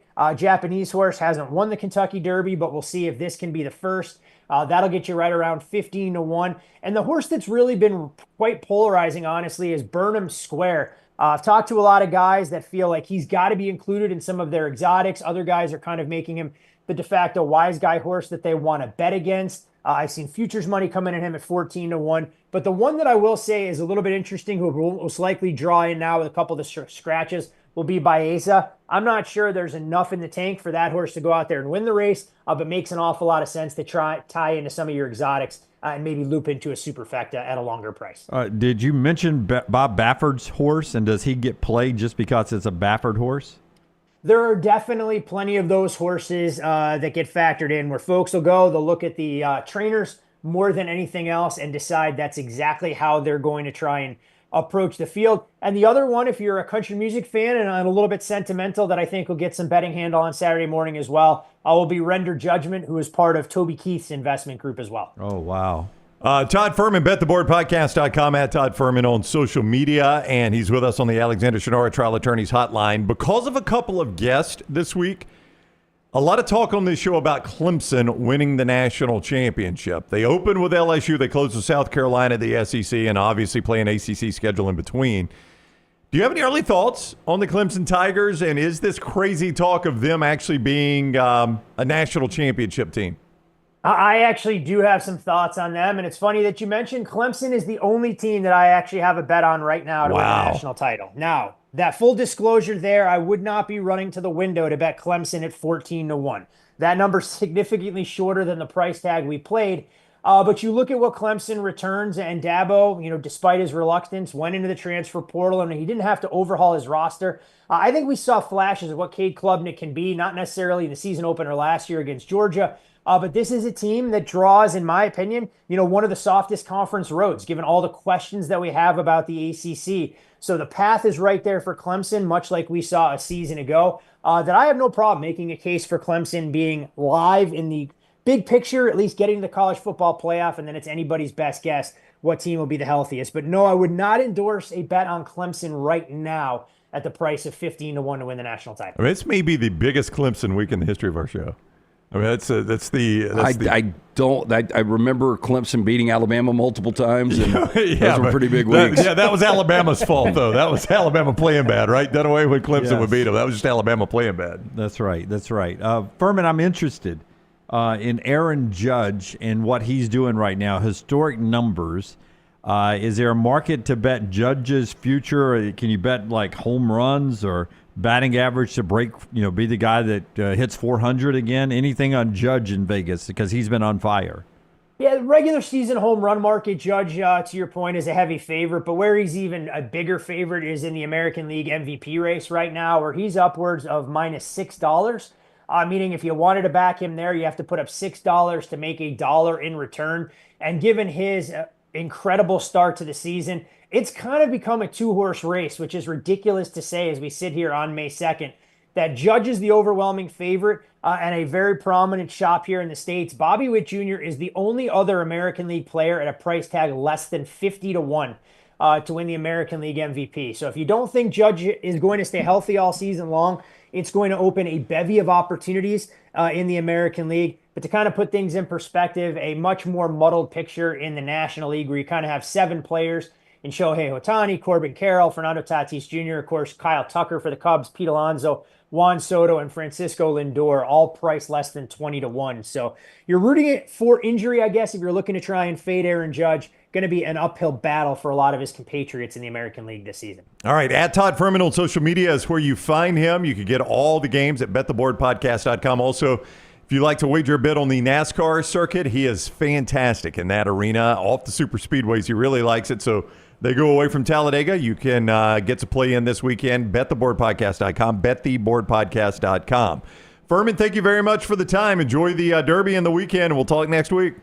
Always a pleasure, gentlemen. You guys do the same. All right, buddy. Take care. Fuhrman with us on the Alexander Shunnarah Trial Attorneys Hotline. Brought to you by our great friends at Lags. Tell us about Lags, LT. A great place for, that may be a lunch destination today on the way out to Barber's. So good. Hey, yeah, weekend is here, and one of the things is not only can you grab breakfast, but you can get lunch, you can get dinner, and you can get late night all the way till 2 a.m. They will have that full menu. Should have built it on the border. You get 4 meals? out there at Lags in Avondale, originally a Homewood concept way back in the day. They brought back the nostalgic brand, Lags Eatery, the delicious burgers, specialty sandwiches, including the bologna sandwich, the great sides like the crispy tots, fantastic patio as well to sit back there. All Braves games are out there with happy hour available. Great selection of cold beers. They're located again in Avondale, between Avondale Brewing and Cahaba Brewing, right there, just a stone's throw away from Mom's Basement. But stop and see Eric, Justin.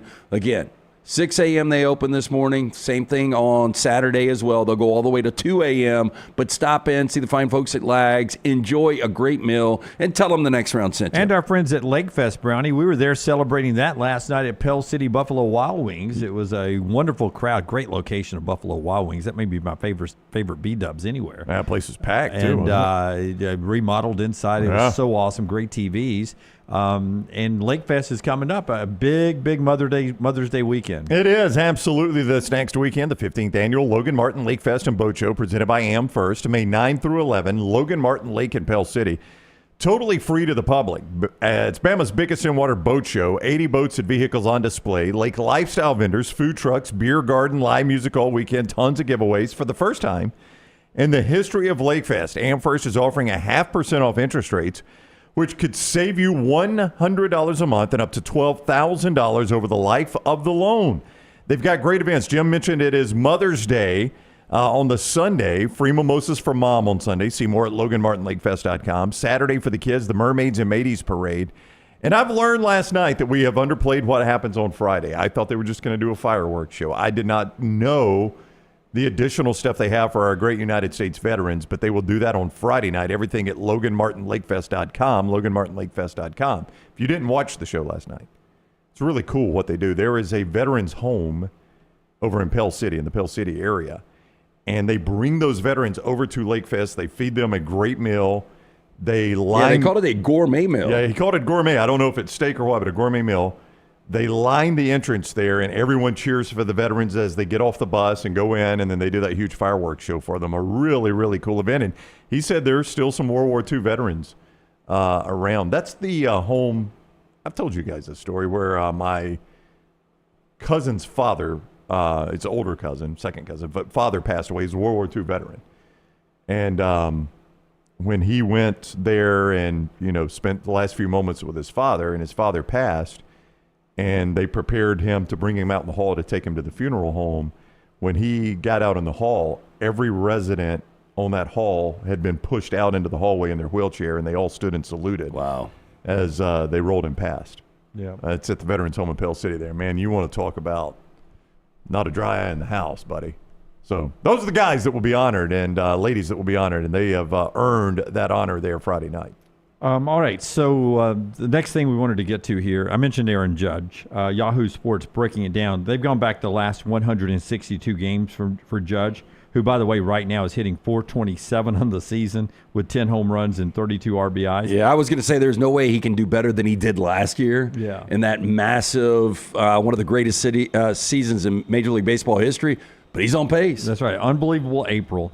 So they've gone through his last 162 games, counting the games this year and going back to April 27th last year. That's a full season of baseball. Yeah, and just a reminder, he had 58, I think, and 144 as far as home runs and RBIs last year. So this is going to be mind-blowing, right? So this is OPS is the stat I'm going to go to here, which is on-base percentage and slugging percentage combined is 1.268 over those 162 games.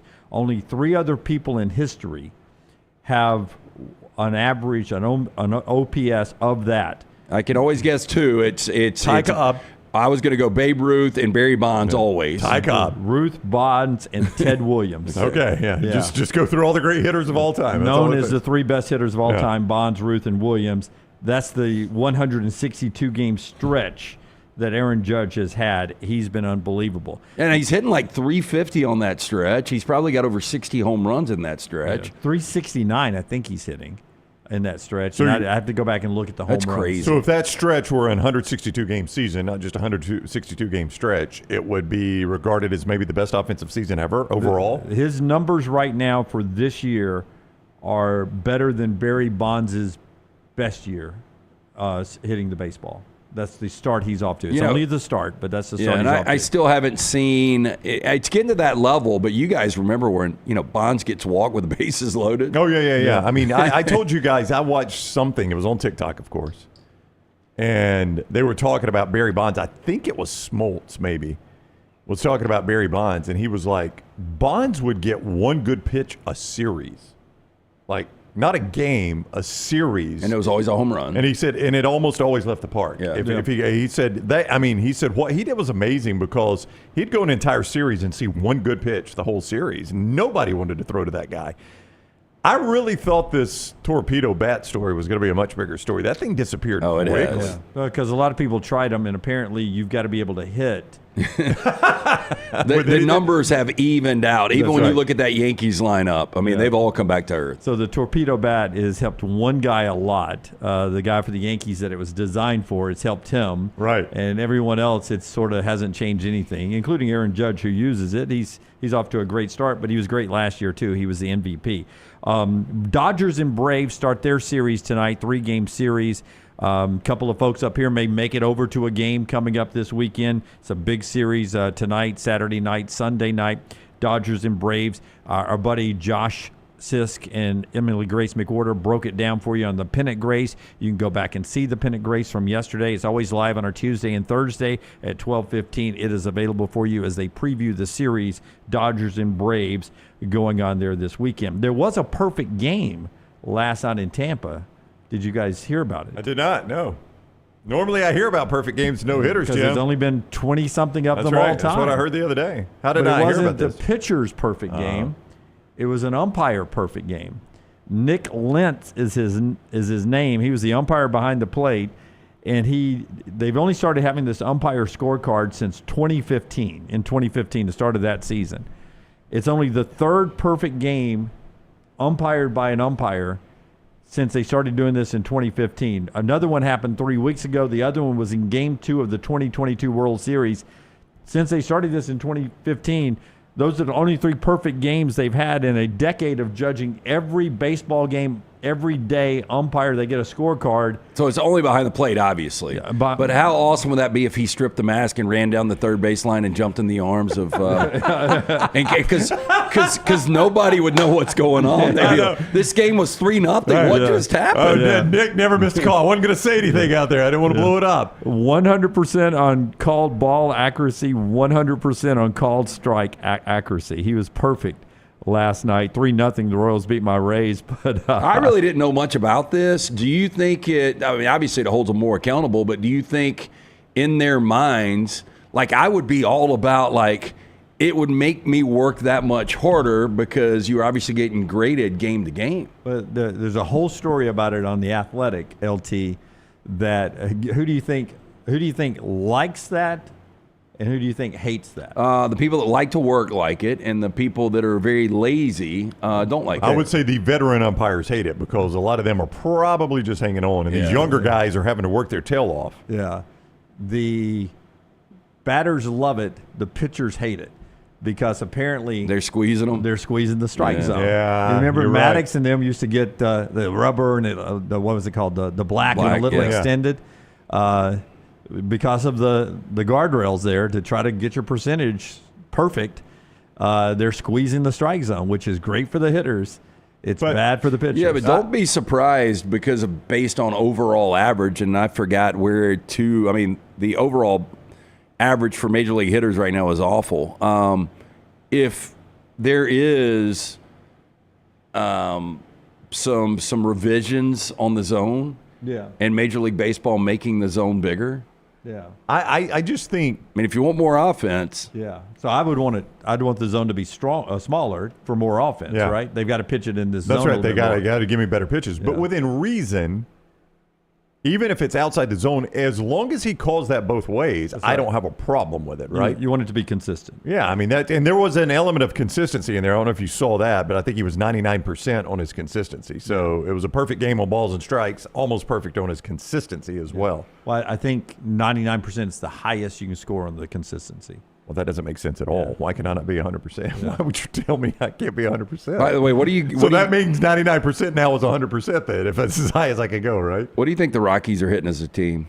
Oh, it can't be much. For those that don't know, the Rockies just finished maybe the worst month in baseball history. They haven't won. They've had 3 separate 6-game losing streaks. They haven't won back-to-back games this year. They're 5-26 now, I think. Yeah, on pace to break the White Sox record. They were batting .212 as a team. In Colorado, by the way, a very hitter-friendly park. Hey, but I got to say, there's only 10 teams in Major League Baseball hitting higher than .250. And the Yankees lead the bigs right now at 267 overall. Yeah, Taylor and I did a basketball show all year, dedicated to only basketball. The baseball show up here is the Pennant Grace. You can catch it every Tuesday and Thursday, right there at 12:15 for you baseball heads out there who want nothing but baseball, that's what you get. 12:15 live every Tuesday and Thursday. You can always go back and catch it on the podcast. When we come back, we'll do our spotlight for college football today and talk some more college football. But before we go to break, tell us about our friends at Woodhouse, LT. And I got one basketball note to squeeze in here because a pretty significant team got bounced from a big basketball game and replaced by another significant team. So maybe you're going to be playing golf. Maybe you're going on a guy's trip. Here's one thing you can do that's going to soften the blow, get you out of the doghouse. Wife or girlfriend, get them a gift card from our friends at the Woodhouse Day Spa. The gift of luxury. The Woodhouse Day Spa, located at the Summit Shopping Centers right off of Highway 280. You can stop in, go see Stuart and the great staff. You can pick up a gift card there, or you can actually go online, order 24/7 at birmingham.woodhousespas.com, and let her choose from a menu of over 70 options, including the nail services, the waxing, skincare, body treatments, massages. Woodhouse Day Spa, voted America's best day spa since 2009. Again, you can order that special person gift online 24/7, birmingham.woodhousespas.com. The CBS Sports Classic basketball every year, is that the one that's played leading into the SEC basketball game, championship game? Maybe. I'm not certain. Maybe. Yeah. But it's a big game. It's a marquee game. Usually involves Kentucky. It was going to be Kentucky again this year. Kentucky and UCLA were supposed to play two big historic brands in basketball. UCLA got bounced out of it. To replace them, they brought in St. John's, Rick Pitino versus Mark Pope. Two really good, highly ranked, rebuilt rosters out of the portal. December 20th is the game date there in Atlanta, Georgia. The CBS Classic, Kentucky and St. John's now. Rick Pitino was Mark Pope's coach on that national championship team there at Kentucky.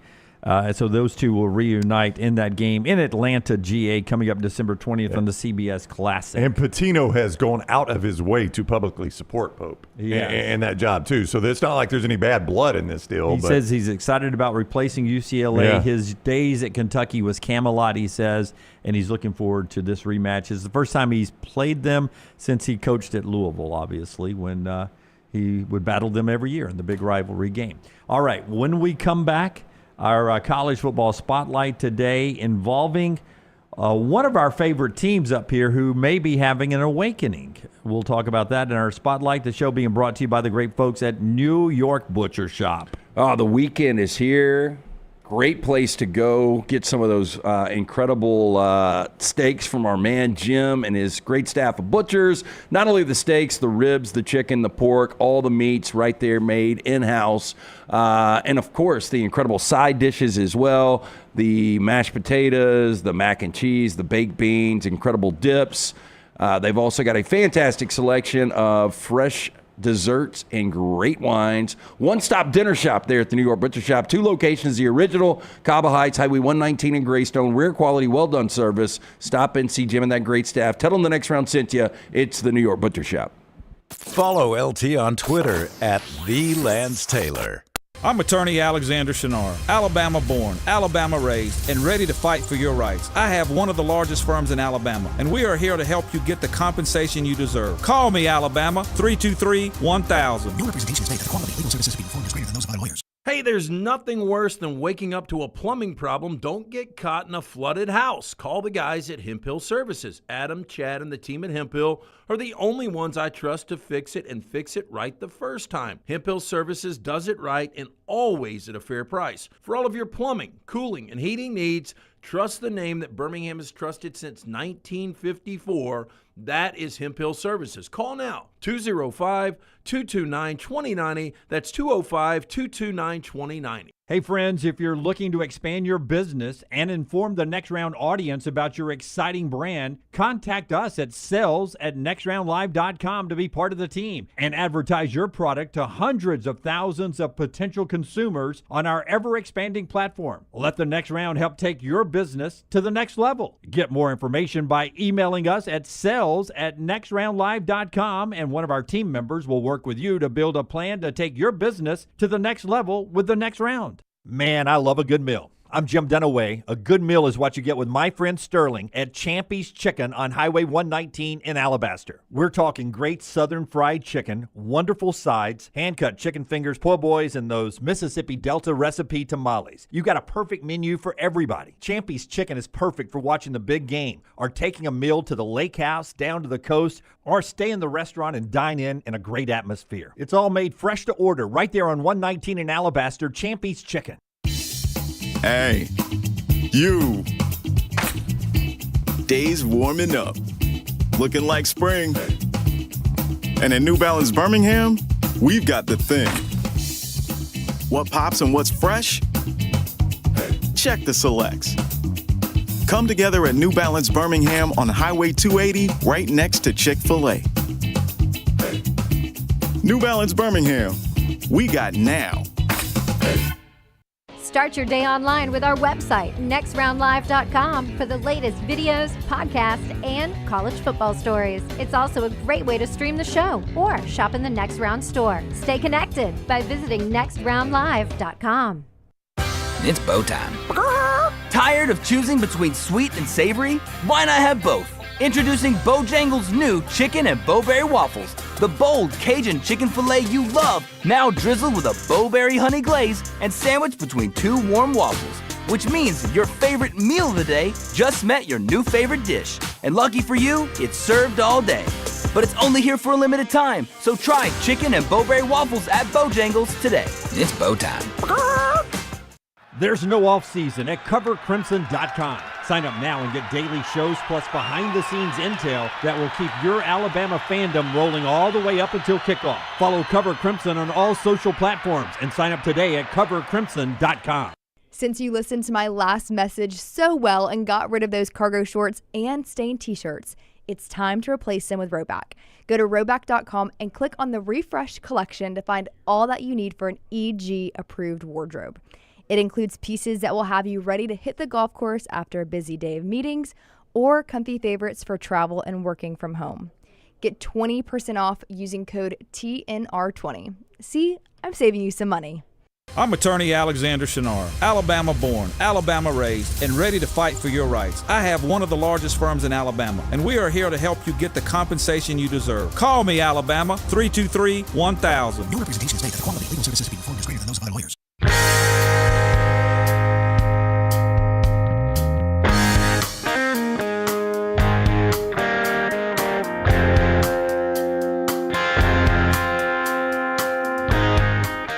Going to jump into our spotlight here in just a second. Part of our show today being brought to you by the great folks at Hemp Services.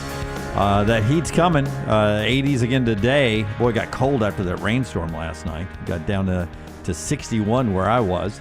But we know these 80s are not going to last long. It's going to be 90.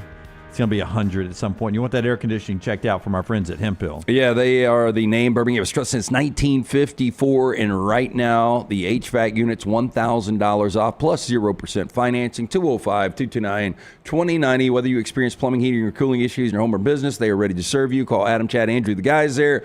Tell them the Next Round sent you. Hard to stop a train. For more information, hemphillservices.com. Hey, while we're talking portal like we were earlier, big pickups for Miami and Syracuse, Tennessee got somebody pretty good. They got the Colorado cornerback Colton Hood, who played in all 13 games last year. Boatload of tackles, couple of interceptions for the Buffaloes. He is coming and joining that Tennessee secondary. So an opportunity for him to go back there. Tennessee loses a safety in Jacoby Thomas to Miami. They bring in a corner in Colton Hood from Colorado. That is the life of college football. Speaking of college football, let's do the spotlight. The College Football Spotlight. The Shunnarah Spotlight presented by our guy Alexander Shunnarah, Trial Attorneys. You know a lot about Alexander Shunnarah. What you might not have known is that he has all along had a mission to create a firm that could handle any issue his community has faced. He's built that over time, and it's up and kicking now, man. The firm handles not only personal injury claims, you knew about that, but how about claims for fire and storm damage, bad drug and device claims, disability, workers' compensation, and a host of other claims, all right there at Alexander Shunnarah Trial Attorneys. If you find yourself in need of a lawyer, Alexander Shunnarah Trial Attorneys. You pay nothing unless they win your case. Shunnarah.com.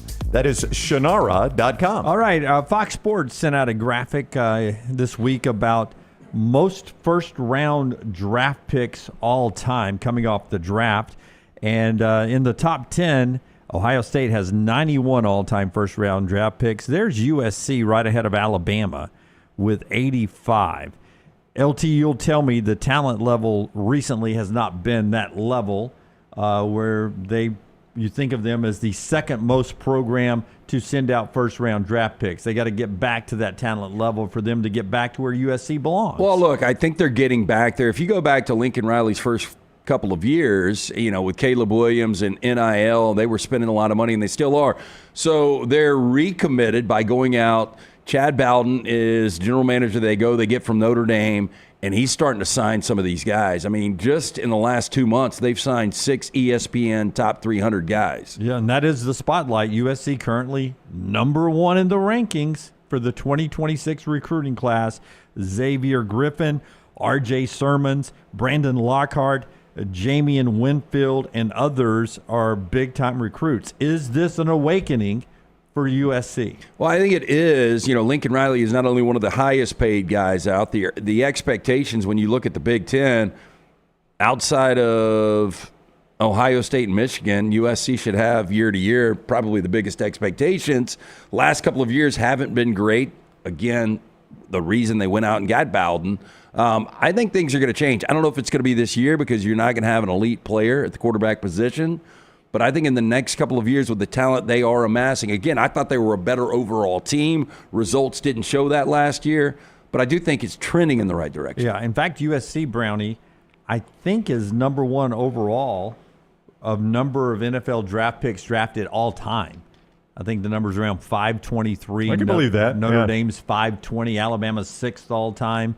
But USC's had more NFL draft players in the modern draft era than any other college team. There are programs that are just not going to be down long. And USC, I know, there's only a handful of them, by the way, but USC is in that handful. I mean, I think I'm saying that because you look at history and they've never been down long. Like Alabama is one of them. If Alabama ever hits the skids, if Kalen DeBoer doesn't work out, or after Kalen DeBoer, if he has success and then it doesn't work out, they won't be down long. I've got enough history in college football to tell me Alabama won't be down long. And look, I know NIL is changing things and stuff like that, but no matter what the changes have been in college football, teams like Alabama and USC and Notre Dame and Ohio State and Michigan, they've had their down moments, but they don't last long. And there's reasons behind that, but USC is definitely in that group, Lance. I mean, they're not going to go an extended period of time without competing for a national championship. And I tell you this, if you're involved in USC football and you look at Oregon, who was the number 1 overall seed last year in year 1 of the Big Ten, if you look at Indiana getting to a college football playoff, people talking up Illinois, Penn State, nobody is talking about USC. And, that's what's frustrating for USC fans. Yeah, and the fact that they haven't been able to keep the California 5-star guys in California. They've been going to the Alabamas and other places of the world. And so it'll be interesting to see what USC is able to do. And that Pete Carroll run at USC was so much fun because they gave you so much good primetime football. In this part of the country, they would play those night games at the Coliseum, which would be kind of late night for us, and it was just always such a good game. I want some good West Coast teams for that. Like, I don't just want Oregon to be good. Yeah. Oregon comes east sometimes, and you just don't have a good late night game like that. It would be awesome if Oregon, USC, Washington, Arizona State. If they could all get good. Yeah, Utah again. Yeah, give us a good 8, 9 o'clock game like that. That's our spotlight today, brought to you by our buddy Alexander Shunnarah. Shunnarah.com. You do not pay unless they win your case. Shunnarah.com. Of all the college football teams in Division I football, do you know which team has the longest streak without a losing season? Oh, I mean, Alabama's goes back to, it was Saban's first year losing season? Nope, they won the bowl game. They won the bowl game. Well, by the NCAA, they had to vacate some wins. So Alabama's on the list. Did you say but it's not it. Power 4? No, I said Division I. I would say Boise State. Boise State is the correct answer. Wow. The longest winning streak in the country not winning streak. Longest streak in the country without a losing season is 27 straight years. Damn, not even close. I think Wisconsin might have been that team until last year. Alabama is next with 18. Then Georgia and Clemson with 14. Ohio State with 13. Iowa with 12. If you grew up when I did, surprisingly, Memphis with 11. And then another big drop to Oregon and Notre Dame at 8 straight years without a losing season. So Boise State at 27. But in power football, it's Alabama, Georgia, Clemson, Ohio State. And maybe surprising to some, Iowa at 12. I am a little bit surprised by Iowa at 12. Steady Eddie, man. They are now. I bet you if we go seasons between 6 and 8 wins, Iowa's probably at the top of the list. It feels like they just get across that non-losing season line every year. Yeah, so interesting there from our friends at CBS Sports. Show brought to you today by our friends at the Regions Tradition. Brownie, tell us about the Regions Tradition, and then I want to talk about the payroll moving forward is a big concern, and we've talked this week about Texas having a $40 million roster this year. Sam Conn Jr. of The Athletic dove into those numbers and will explain what the real numbers are and what you can expect the salary to be for Alabama and Auburn starting next year if they're really going to be contenders. The Legends of Golf return to Birmingham May 14 through 18 for the Regions Tradition, presented by Coca-Cola. They're at Greystone. See some of golf's great names: Ernie Els, John Daly, Stuart Sink. They compete for one of golf's most prestigious titles. 4 days of thrilling shots, unforgettable moments, and world-class golf, all in support of local charities. The Regis Tradition, presented by Coca-Cola. Get your tickets now, registradition.com. Okay, it was Kirk Bowles of the Houston Chronicle that threw out the $35 to $40 million roster for Texas. Not an incorrect report, but Kirk was factoring in the money that the school will pay past July 1st, the revenue share part. Usually it's going to be about 75% of it to football of the $20.5 million. So he was factoring in what they were getting from the collective and then what will be paid from the school, which got him to that $35 to $40 million number. So realistically, that's about another $17 million from the school in rev share. So their roster looks a lot more pay-wise from the collective like last year's Ohio State roster did. So not really a huge dynamic shift like a lot of people expected. Real dollars, because they say in the story, Sam Conn does, an anonymous Big Four major conference GM who said national championship contenders payrolls with the rev share and the collective, that'll be the norm. $40 to $50 million rosters every year. So I was on with Chip Brown yesterday, and I threw that number out, and he said the number's not correct. Yeah. Well, that's why. That's why he was saying the number's not correct.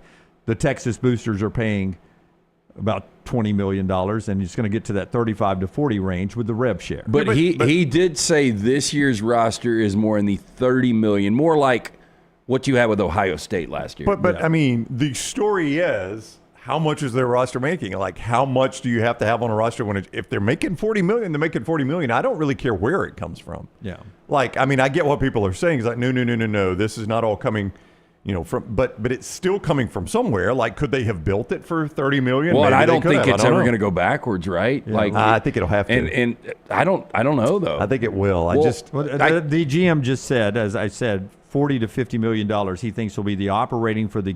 He says it may be 8 to 10 teams, but for those that want to contend for a national championship, it'll be $40 to $50 million in that one person's opinion, because you're getting 17, 18 million from the school, and then the collectives will be on the hook for the rest of it. Here's why I don't think it'll go backwards. Now, Okay. It might legally have to go backwards with the rev share and once they do the valuations, but then we will get back to the bag man.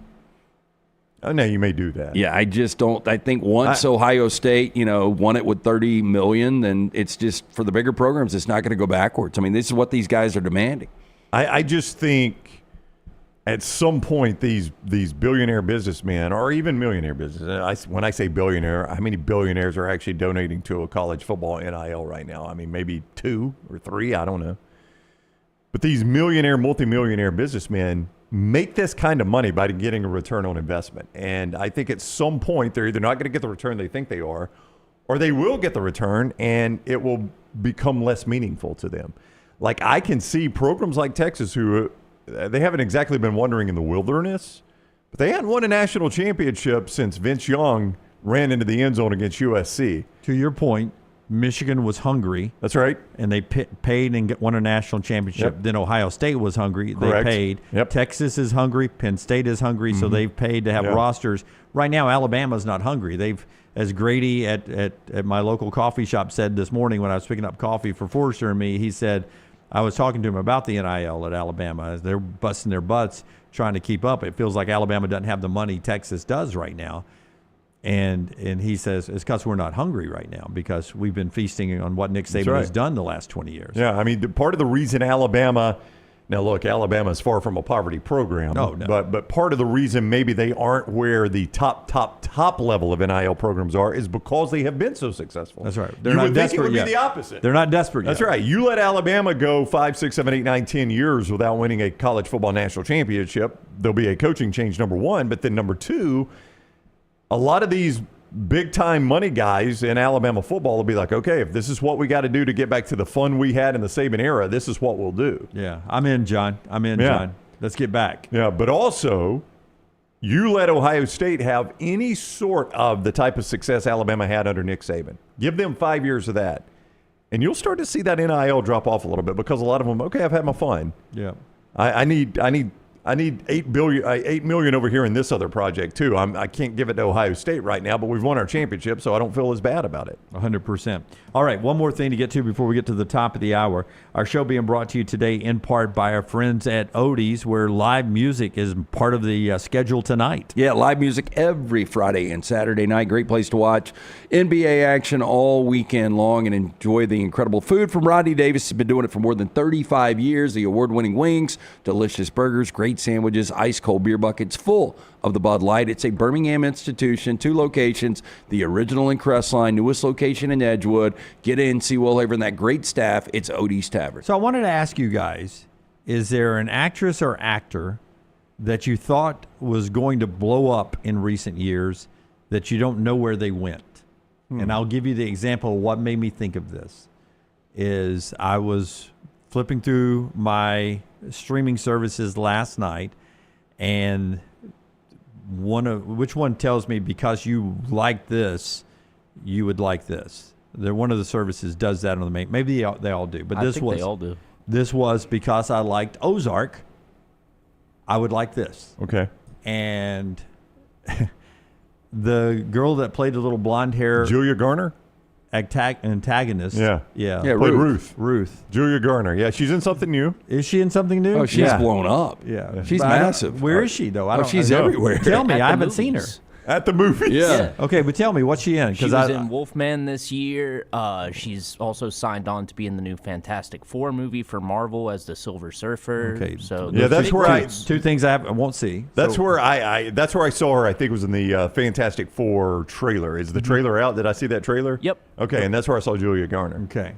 So the Fantastic Four. She's and a in new Wolfman. movie called Weapons. And then Weapons. Yeah, and Weapons is with Josh Brolin is also Josh Brolin. That's the one I saw her. That's and it. it's It was the Weapons, director of the Barbarian, right? Yeah, that looks good. It looks really good. Yeah. Me and Tim have a trailer reaction up on the Meltdown if anybody wants to check it out. And she did the Netflix show that she was the lead, where she was like a con artist or something. Yeah. So this is the opposite of what you're trying to get at here.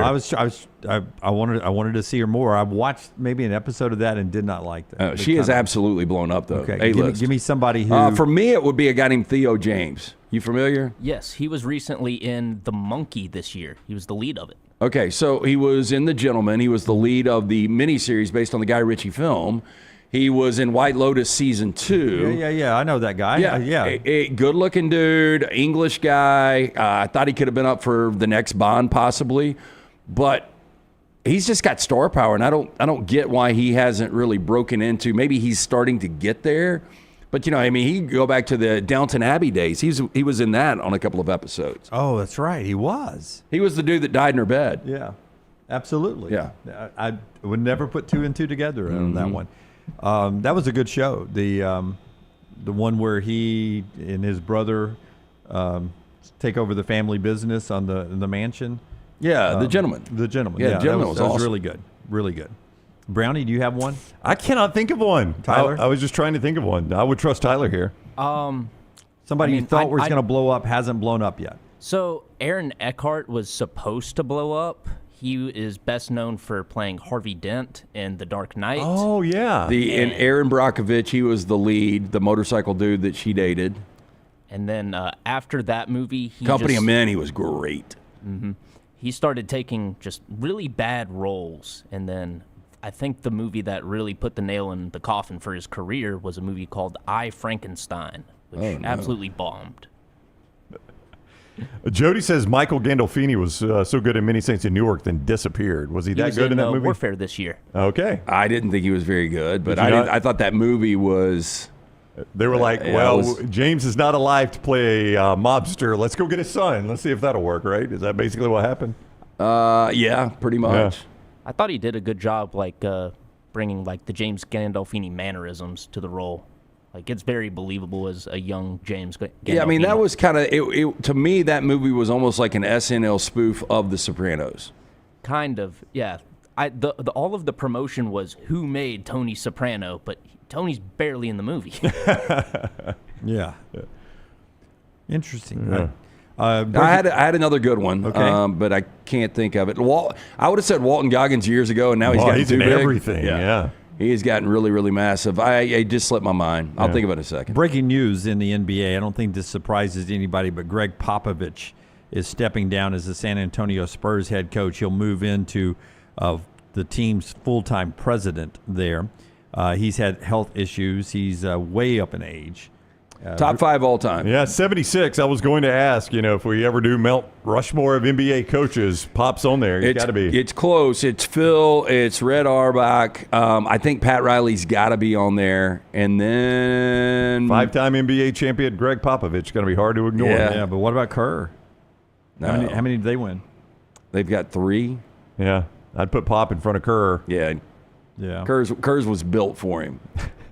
It was. Did you say Phil was too? Yeah, I know you say that about Phil Jackson. I know, but Phil did it at multiple places. Yeah. I mean, I will give him credit for that. Yeah.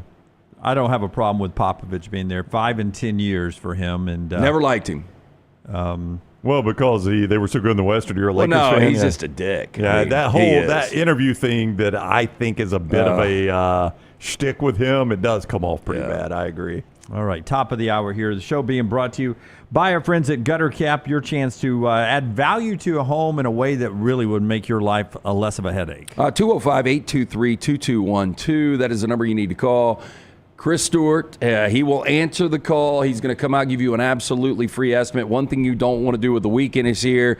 You're having to do the spring cleaning. You don't want to get on the roof. You slip, you fall, snap the neck and die. No good to the wife or kids. Gutter Cap is a patented aluminum cover system. Fits over most existing gutters. It will keep all the debris out. Keep the gutters clean and free-flowing. The answer is Gutter Cap. 22 years in business. And right now, a great deal for the Next Round listener. Just mention the Next Round when you call C-Stu to get that free estimate. 205-823-2212 or guttercapbirmingham.com. Follow Brownie on Twitter and Instagram at Ryan Brown Live. I'm attorney Alexander Shunnarah, Alabama born, Alabama raised, and ready to fight for your rights. I have one of the largest firms in Alabama, and we are here to help you get the compensation you deserve. Call me, Alabama, 323-1000. No representation is made that the quality of legal services being performed is greater than those of other lawyers. Storm season is here. Make sure you have a plan of action in place right now. Greg from Pell City and Storm Restoration Roofing should be your first call when storms hit. Insurance companies love working with Storm Restoration Roofing because of Greg Nelson's name and reputation in the industry. When storms hit, call Greg Nelson. He's local, 205-542-3531. He's the home of the free no-cost roof inspection. Greg from Pell City on Facebook, 205-542-3531. It's Storm Restoration Roofing. You could win a Cadillac CT5 or your share of $25,000 in free play and cash at Birmingham Racecourse Casino. The more you visit, the more chances you have to win. Play the latest, most exciting games around with fun bonuses and big jackpots. You can be a winner too. Come win your share during the Cadillac CT5 and $25,000 giveaway at Birmingham Racecourse Casino. Drawings April 5th and 6th. Located off I-459, exit 31, Derby Parkway. Must be 21 or older, must be present to win. Hey, for all of your IT and printing needs, reach out to our friends at Xerox Business Solutions. Look, I'm still one of those old school guys. I print my notes every single day for the show. If you watch the show here on the Next Round, you see all the notes in front of me. From day one, Xerox Business Solutions, they've been with us here at the Next Round. Local for over 45 years. For all of your IT and printing needs, visit XeroxBusinessSolutions.com or call 205-969-3000. That's 205-969-3000. Stop by the New York Butcher Shop and pick up the finest in certified Angus prime beef steaks and burgers, premium pork chops, ribs, and all-natural chicken cut to order just for you. Their chef-prepared entrees and side dishes are the perfect dinner-to-go choice for your family and are ready to heat at home. With a great selection of fine wines and desserts, the New York Butcher Shop is your one-stop dinner shop. 2 locations to serve you, Cahaba Heights and on Highway 119 in Greystone. The New York Butcher Shop, rare quality, well-done service. As we all know, there's no off season when it comes to college football. If you want to stay in the know with all things Auburn, join us over on thebarnauburn.com and get $25 off your annual subscription. We'll keep you up to date and give you exclusive content all the way to the first Saturday of football season on thebarnauburn.com. It's bow time. Tired of choosing between sweet and savory? Why not have both? Introducing Bojangles' new chicken and bowberry waffles. The bold Cajun chicken filet you love, now drizzled with a bowberry honey glaze and sandwiched between 2 warm waffles. Which means your favorite meal of the day just met your new favorite dish. And lucky for you, it's served all day. But it's only here for a limited time, so try chicken and bowberry waffles at Bojangles today. It's bow time. We love the moments, the memories, the magic, the championships. So let's get more victories, more celebration. He's got a chance. It won't be caught. More unforgettable. More football. More of what you love. Take TNR on the go with a podcast built for your satisfaction. Miss Hour 1? Find it in podcast form. Miss Hour 2? Stream it now. Miss Hour 3? Download it for later. Miss Hour 4? Well, just know it's never coming back. Listen to TNR wherever you find podcasts. I'm attorney Alexander Shunnarah, Alabama born, Alabama raised, and ready to fight for your rights. I have one of the largest firms in Alabama, and we are here to help you get the compensation you deserve. Call me, Alabama, 323-1000. Your representation is made that the quality of legal services being performed is greater than those of other lawyers. Jim Dunaway, Lance Taylor, Ryan Brown.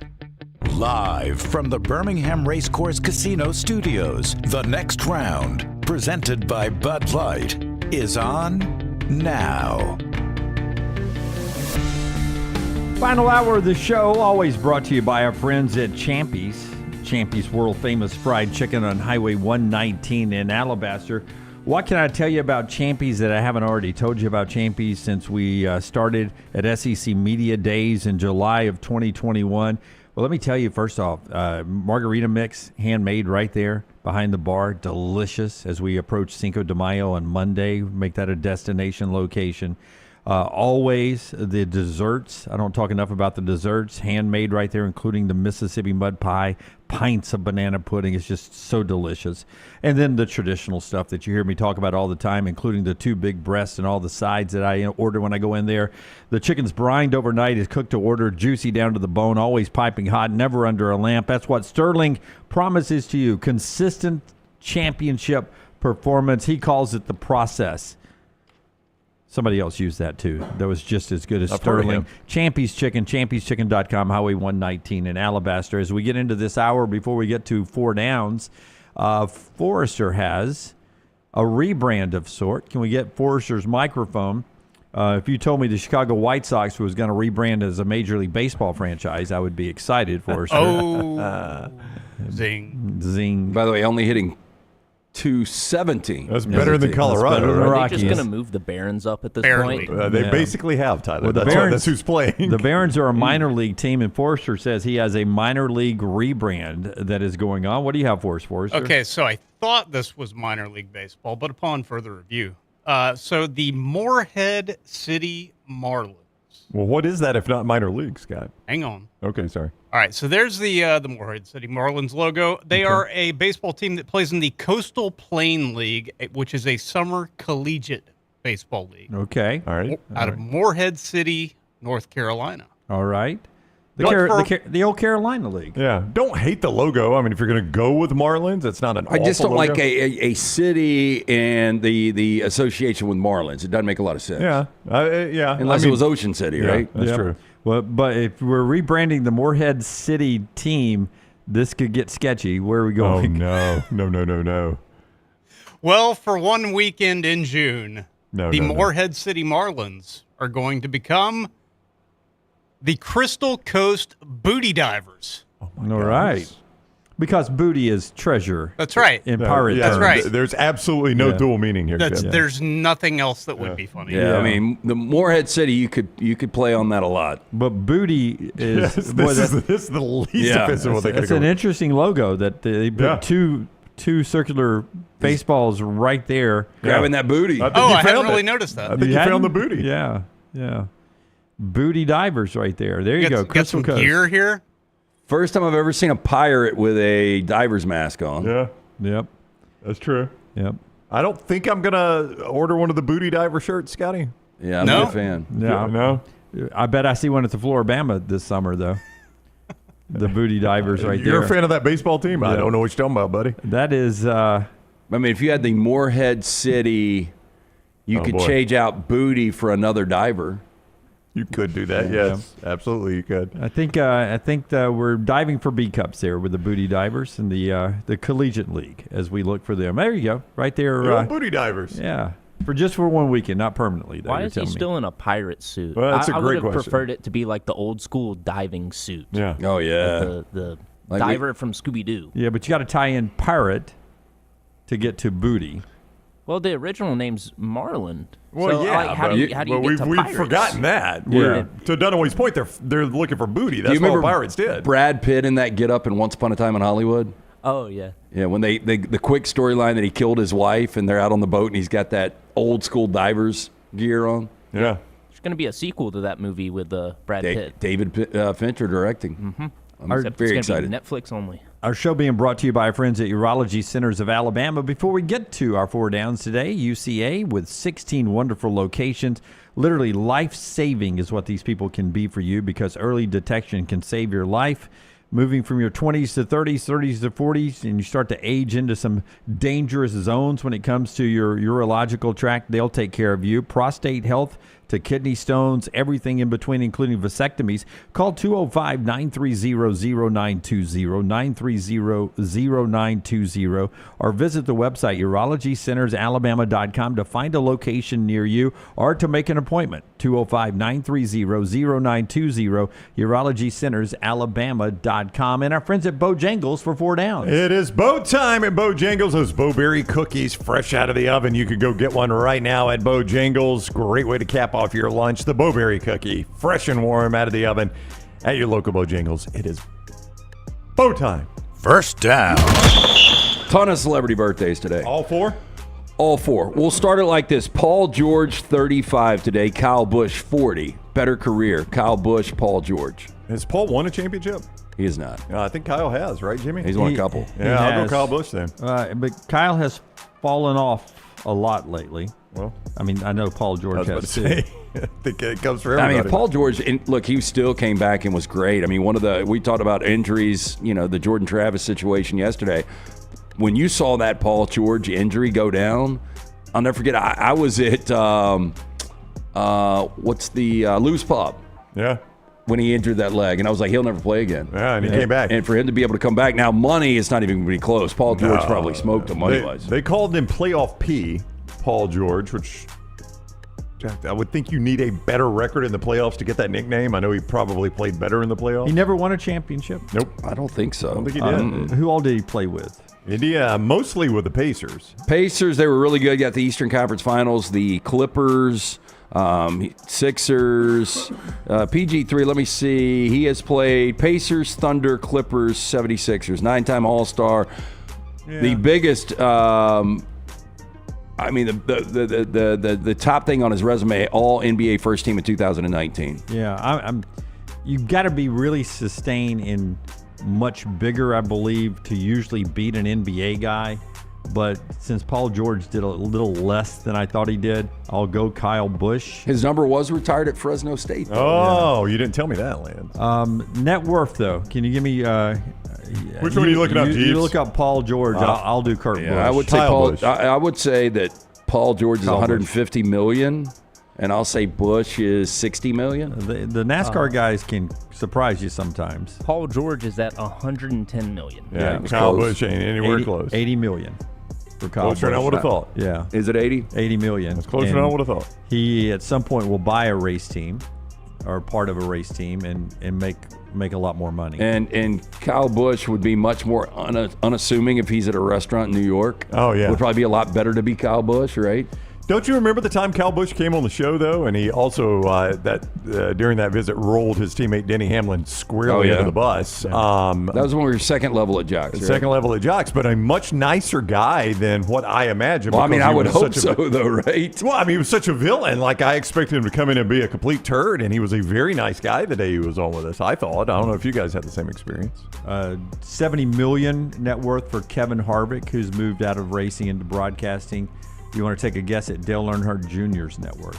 Well, I mean, how much of that is the DEI? Does he have anything to do with that? He's got his own race team. He's got Dirty Mo Media.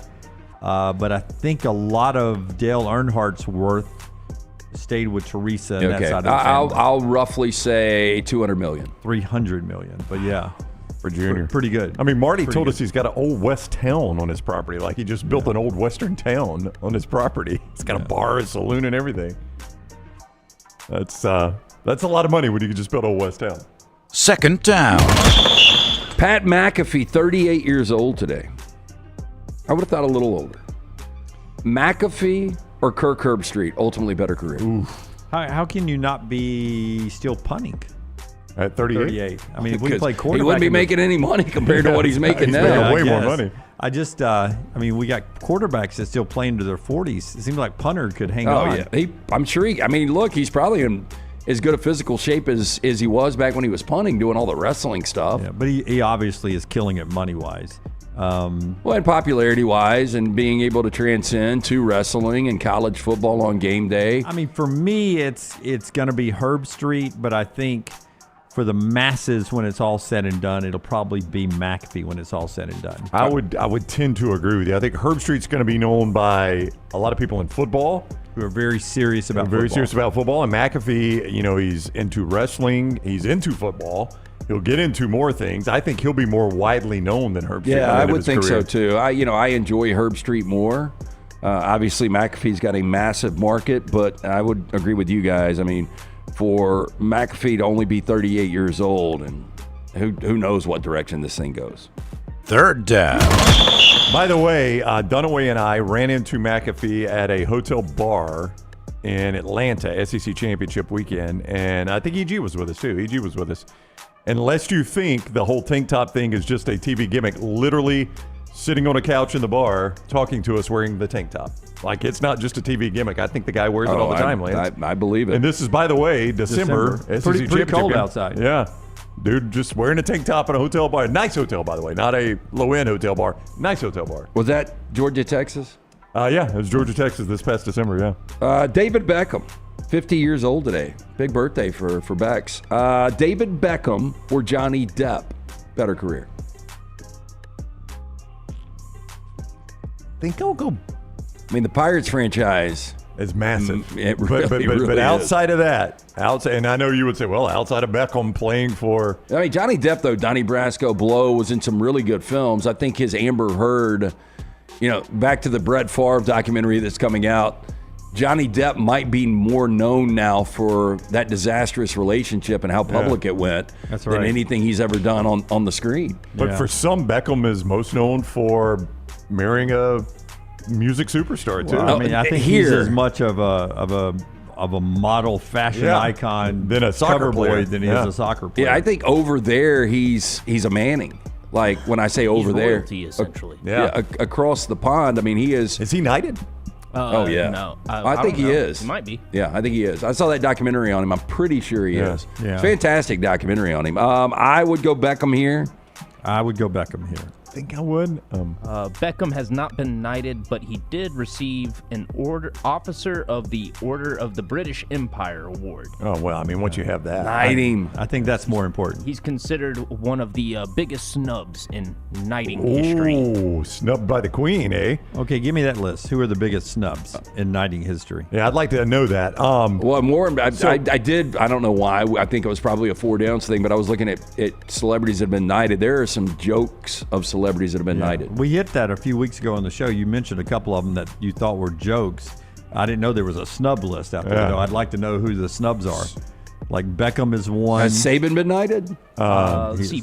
David Bowie declined one. Wow, that's boy. declined. That means they thank you. offered. Yeah. Why would you decline that? All you got to do is take a knee and get a sword tapped on each side. And right? you're Sir David Bowie the rest of your life. I'm having trouble finding people who didn't get it. Yeah, that's how he's one of the biggest snubs. Yeah, that's why he turned it down publicly. Yeah, that's why he's one of the biggest snubs. There's not a big list of this. So Beckham, what Champions League franchise was he with, Dunaway? Tyler, do you know? I don't know. Manchester United. Manchester U. So that's the biggest. I believe he started there and then went to Chelsea. Okay, so two of the biggest ones. So he made the controversial move late in his career that really pissed people off, though, because he went from his hometown club or whatever to one of the mainstream ones. But his real popularity came for playing in the World Cup and internationally for England. That's what I was going to ask: is how much of what he's known for was in Champions League or Team England. He was considered one of the biggest recruits at the time. At 16 he signed a professional contract. Yeah. But I think, and I don't know this for a fact. I mean, who is the greatest Great Britain English player of all time? I'd go Beckham. Beckham's up there. Steven Gerrard's up there. I'll go Beckham here. I think I'm going to go Beckham over Johnny Depp. I like the Pirates franchise, too. I don't think you're a particularly big fan of it, but I only saw the first. I thought it was okay. No, I like it. So I'll go Beckham, though. 115 appearances with Team England from 96 to 2009. That's a good run with a national team, though, isn't it? He's a beekeeper now. He makes his own honey. Does he really? Yeah. Really? He really does. 265 appearances with Manchester United. Then he went to Real Madrid. That was the controversy. Yeah, he left the Premier League and went to Real Madrid. Is that out of the Premier League? Yes, it is. Spanish League. That's over in the Spanish League with and of course, Barcelona. We knew he grabbed the money and came. Have you never seen that documentary? Galaxy. Bend It Like Beckham? No. It's not. That's not a documentary. It is in my eyes, my friend. No. So Netflix did like one on Schwarzenegger, one on Stallone, one on Beckham, and they're all really, really good. But I think you would enjoy the Beckham just because it takes a deep dive. Obviously, his childhood, his career. Both him and Victoria Beckham seem like very likable people. Yeah. 1987 is when he appeared with the Tottenham Hotspur, my team, Youth League. For 4 years. So in 87, he was 13 years old. And he was already playing for the youth team of the Tottenham Hotspur. 4th down. If Beckham's a 3rd down, you think we got a big celebrity? That must be huge. The Rock, 53 years old. Ultimately, better career, The Rock or Shaquille O'Neal? I mean, again, on popularity worldwide, I think it's The Rock. But for me, it's going to be Shaquille O'Neal. I mean, I think better accomplishments. Like, again, I know there's a huge market for wrestling. And I'm not going to question his athleticism. This is a guy that played for the University of Miami, defensive lineman. Yep. But what Shaquille O'Neal did at his size, we've just never seen before. And Shaquille is a smart businessman. He's gotten a lot of different things. I don't think you could go wrong either way because The Rock is considered an A-list actor, although everything he does is shit. But also, I've been told that the best ever at being the athletic, good wrestler, and the entertainer, The Rock was the one that put it together better than anybody's ever done it in history. Yeah, I can see that. Yeah. I always like him, man. I agree with something that Clay said. I think if he ran for president, regardless of party, I think he would win. Now, I think he'd probably be more moderate than a Democrat or a Republican, if I had to guess. So I think he'd be very close to in the middle, but I think he would win in either party. I really do. So Tyler is pulling this movie, The Smashing Machine, where he plays an MMA fighter. He's almost unrecognizable. I felt the same thing. He looks more like, who's the actor that I want to say right there? Josh Brolin? Yeah, a little young Josh Brolin, but there's somebody else. But this is, they're talking potential Oscar material here. Everybody's saying that this is The Rock's real acting debut. Oh, wow. Even though he's been in 100 other movies. So I only saw... Did they not see Jungle Cruise? They didn't see Jungle Cruise, Tyler? I can't believe they didn't see Red 1. I'll tell you where he was good, and I only saw 2 episodes because it was just way over the top. But I thought he was really good in Ballers in that role. Really good. I watched maybe the whole first season of Ballers. Were there more than one season? I watched the whole first season. I don't know why I stopped, but he was really, really good in it. I like that character. I'm going to go Shaq.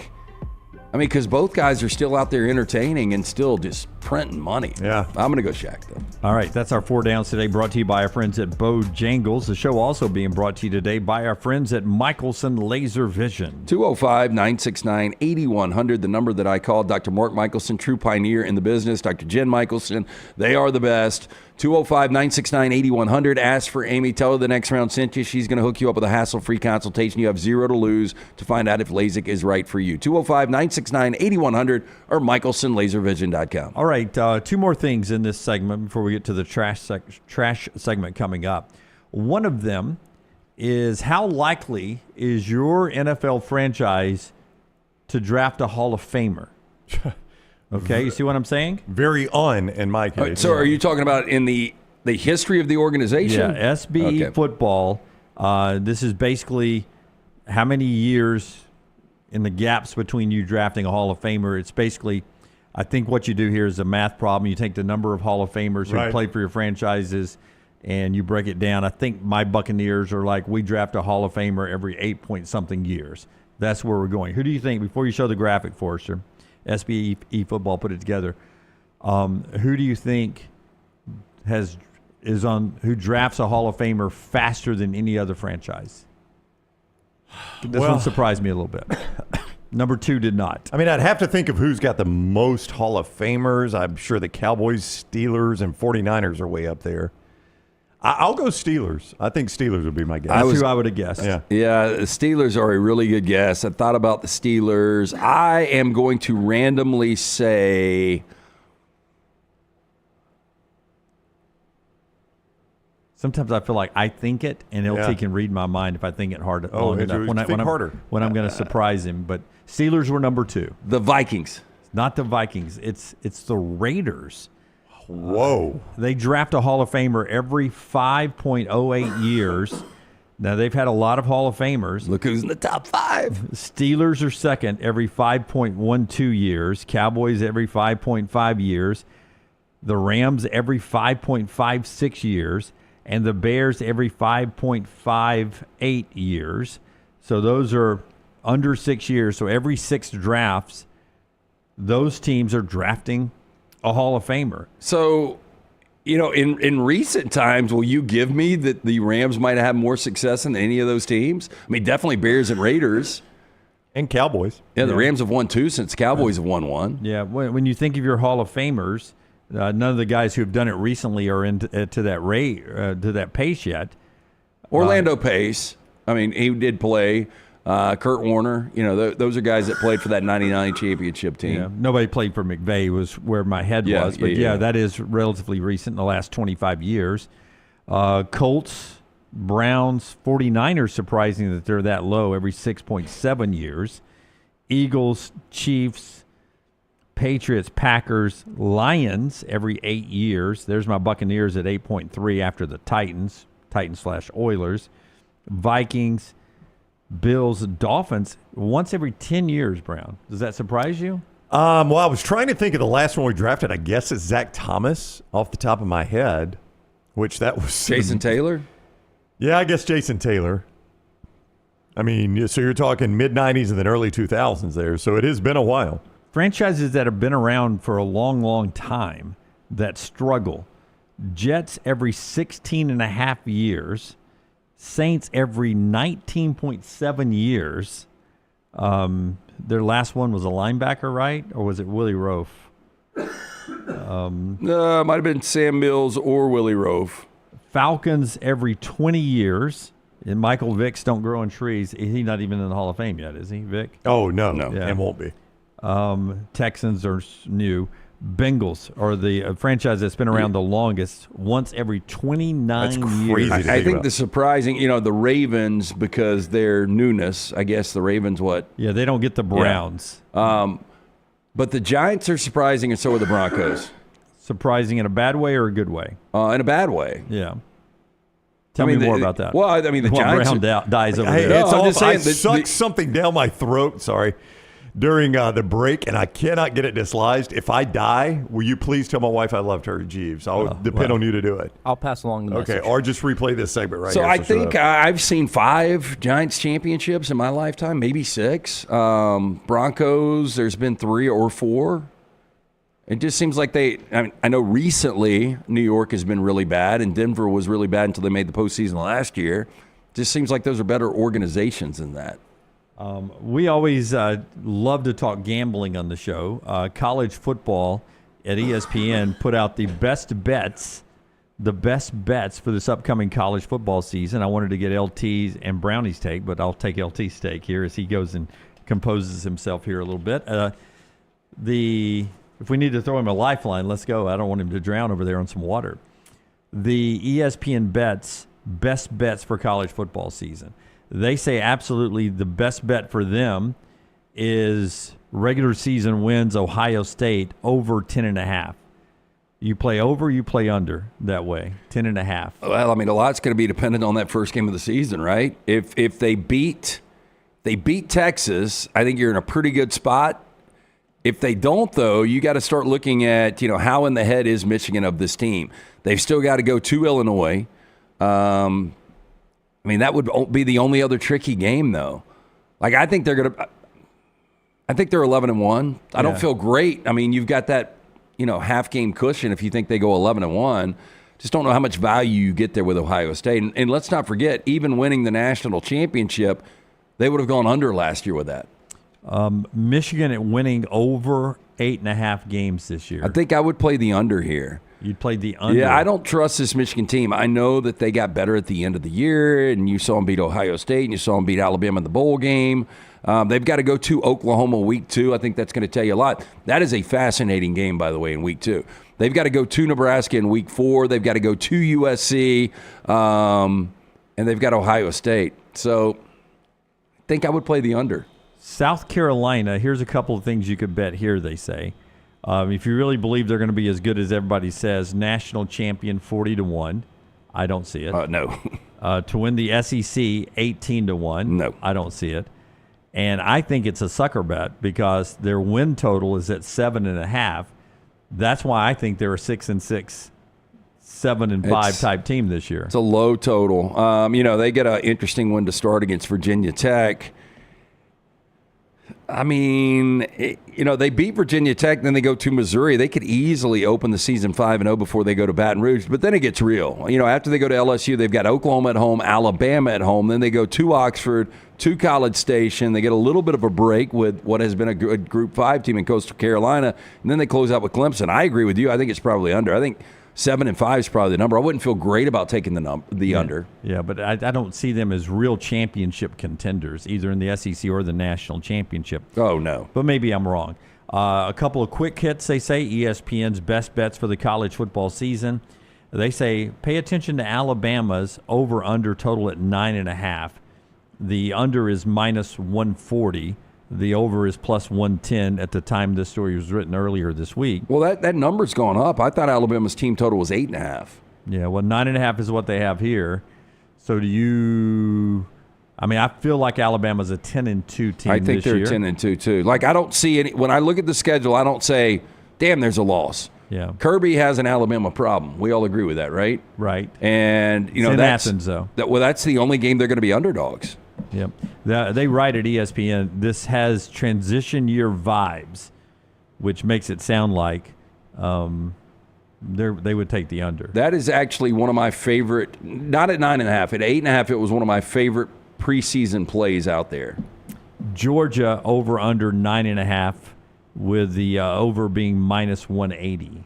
Georgia's going to be fascinating because I don't think there's the expectation there has been with Georgia. You know, we were talking to the dude from Pro Football Focus yesterday, and one guy on their preseason All-American team. That was a punter. And it was a punter. Yeah. So, again, I think Kirby's going to be able to have this motivation and to sell them.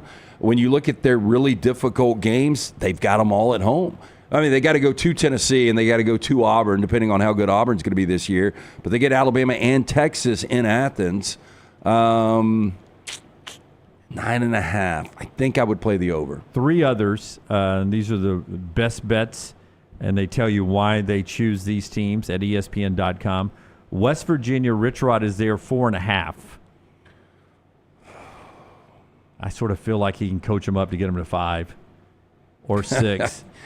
I mean, I guess we go back to talking about the Big 12 as the most unpredictable conference out there. And, you know, if I would have told you Oak State was going 0-9 in conference last year and Arizona State was going to win the conference, you would have told me I was crazy. So, I don't know, man. That's just one of those all over the place. They won 6 games last year, but it seems like everybody left in the portal. I don't know what he brought in. I don't know what he's got coming back at quarterback. Nebraska at 7.5. I would play the over there. Me too. Over. Yeah, all right. I think got Matt Rule. I think Rule's got this thing going in the right direction. Now, the interesting thing about Nebraska, though, is this schedule. Is it not a better Big Ten schedule than you would think? So the only games they are for sure an underdog in. Would you say Michigan week 4 at I home? don't They're not know. for sure there. Yeah, I wouldn't think. Home game? Yeah, it's a home game, week 4. The only for sure at Penn State. So, yeah, I mean, I think that is one of the better overplays right now. Now, you know, you got tricky games where you've got USC and Iowa at home. You got to go to Minnesota. You got to go to Maryland. I think we saw Raiola show glimpses last year, but it just wasn't consistent enough. But again, he was a freshman. He's a true freshman. Yeah. They won 7 games last year. Fully expect them to win 9 games this year. So I think that's a good play. And then Penn State at 10.5. I would play the under. A lot of people are going to play the over there. Yeah, I would play the under Penn State. The only games they will be underdogs in. Well, if he plays top 5, top 10 teams, he loses. You know that. Well, they'll lose at Ohio State or they'll be underdogs there. They've got Oregon at home, but I mean, they don't win those games. They got to go to Iowa. Yeah. Yeah, I would play the under. Yeah, me too. UCLA is the last one I'll throw out here that says one to keep an eye on. Now that they've got Nico there at 5.5. Can Nico get UCLA to a bowl game? Boy, they were better than I thought they would be last year because they were 5-7 last year. Yeah. And I don't know how they won 5 games. Boy, looking at this schedule, though. It's tough, man. You start with Utah at UNLV, a tough game. They host Penn State. They host Nebraska. They're at Ohio State. What do they got to get to, 6 or 7? They got to get to 6. It sounded like 5 losses there. Well, I'll give you the worst teams they played. I'll give you the 6 worst teams they play at UNLV, which I'm not saying that's a layup. Yeah. I'm just saying it's New Mexico, at Northwestern. God, I mean, that's I don't. the only 3 wins I can find. Yeah. I'd play the under. Those aren't guaranteed. At UNLV is not a guaranteed win for them, I don't think. Yeah, look, in Nico, I don't want to take anything away from the Alabama win, but when he had his most pressure-packed game, he did not play well against Ohio State. And I think Nico has got a ton of – I don't know how you guys feel about this, but I think week in, week out, people are going to talk about Nico. Oh. And he's going to have a lot of pressure on him, and I don't know how good this thing's going to go. As the losses stack up, it'll be talked about what a money grab was. All it was. All right. Or attempted money grab. Ends up not working out that way. When we come back, we'll get to trash, and also Todd Fuhrman remembers the great quarterback recruiting class of 2021, how a lot of those quarterbacks have lived up to expectations, and many have exceeded those. That is straight ahead right here on the next round, being brought to you today by our friends at Hemphill. Hemphill Services, the name Birmingham's trusted since really for almost 75 years. 1954 was the year. Adam, Chad, Andrew, call them today. Tell them the next round sent you. Make sure that HVAC unit ready to keep up with this changing weather. It is about to get really hot out there. $1,000 off the HVAC units right now. 0% financing. Call Adam, Chad, Andrew, the guys. Tell them the next round sent you. 205-229-2090 or hemphillservices.com. Follow Dunaway on Twitter and Instagram at Jim Dunaway. I'm attorney Alexander Shunnarah, Alabama born, Alabama raised, and ready to fight for your rights. I have one of the largest firms in Alabama, and we are here to help you get the compensation you deserve. Call me, Alabama, 323-1000. No representation is made that the quality of legal services being performed is greater than those of other lawyers. Hey, for all of your IT and printing needs, reach out to our friends at Xerox Business Solutions. Look, I'm still one of those old school guys. I print my notes every single day for the show. If you watch the show here on the Next Round, you see all the notes in front of me. From day one, Xerox Business Solutions, they've been with us here at the Next Round. Local for over 45 years. For all of your IT and printing needs, visit XeroxBusinessSolutions.com or call 205-969-3000. That's 205-969-3000. Hey, Lance Taylor from the Next Round to tell you about my friends at Michelson Laser Vision, located conveniently UAB Highlands. Almost 20 years ago, I went in for the procedure. Only took 12 minutes for both eyes. When I went in, I had 2200 vision. I was legally blind. Now I have 20/15 vision, still 19 years later. Make the call today. Schedule a hassle-free consultation, 969-8100. Dr. Mark Michelson, Dr. Jen Michelson, Michelson Laser Vision. Make sure you tell them the Next Round sent you, 969-8100 or MichelsonLaserVision.com.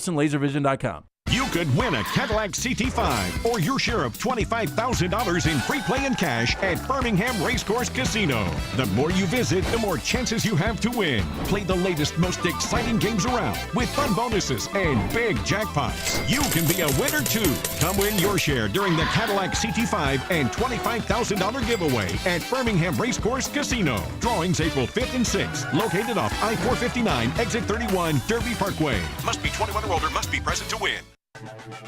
The road to the Indy 500 runs through Birmingham, May 2nd through the 4th. The fastest IndyCar drivers in the world, O'Ward, Dixon, and Newgarden will put their skills to the test with one goal in mind: victory. Witness Miss America Abby Stockard give the most iconic command in all of racing as the Grand Marshal. May starts here. The Children's of Alabama Indy Grand Prix, powered by AmFirst. Tickets are selling fast. Get yours today. It's bow time. Tired of choosing between sweet and savory? Why not have both? Introducing Bojangles' new chicken and bowberry waffles. The bold Cajun chicken filet you love, now drizzled with a bowberry honey glaze and sandwiched between two warm waffles. Which means your favorite meal of the day just met your new favorite dish. And lucky for you, it's served all day. But it's only here for a limited time, so try chicken and bowberry waffles at Bojangles today. It's bow time. Hey, let me tell you about our friends at Urology Centers of Alabama. Compassionate and comprehensive urological care with 35 physicians, 17 locations across Alabama. Their patient-centered approach to all of your urological needs. Remember, they've got that new men's health center. It is beautiful, helping men with a wide range of sensitive male issues in a comfortable environment. You can always go online, visit UrologyCentersAlabama.com, schedule an appointment with one of their many urologists today. Twin Peaks is the best in the game. Here, you're in the red zone for every college rivalry and divisional matchup all season long. I mean, where else are the scenic views as good as your view of the game? Only at Twin Peaks, the #1 sports bar. I'm attorney Alexander Shunnarah, Alabama born, Alabama raised, and ready to fight for your rights. I have one of the largest firms in Alabama, and we are here to help you get the compensation you deserve. Call me, Alabama, 323-1000. No representation is made that the quality of legal services being performed is greater than those of other lawyers.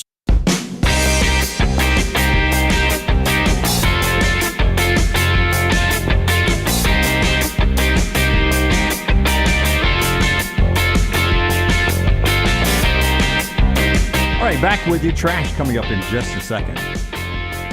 So Brownie has, we're getting ready for the NFL schedule release in like 2 weeks, I think. Yeah, Laura Rutledge and the girl from the NFL Network. Julie Binks. Is that her name? She's on Good Morning Football this morning. Told us when it was. Yep. I think May 12th is what they said. Jordan Schultz, our buddy with Fox, who's been on the show before, friend of the show, Jordan Schultz, NFL insider, says his sources tell him the first-round pick to reach a deal is? First-round pick to reach a deal has Tyler done it. Booker, Dallas Cowboys. Tyler Booker, Dallas Cowboys. Is that correct?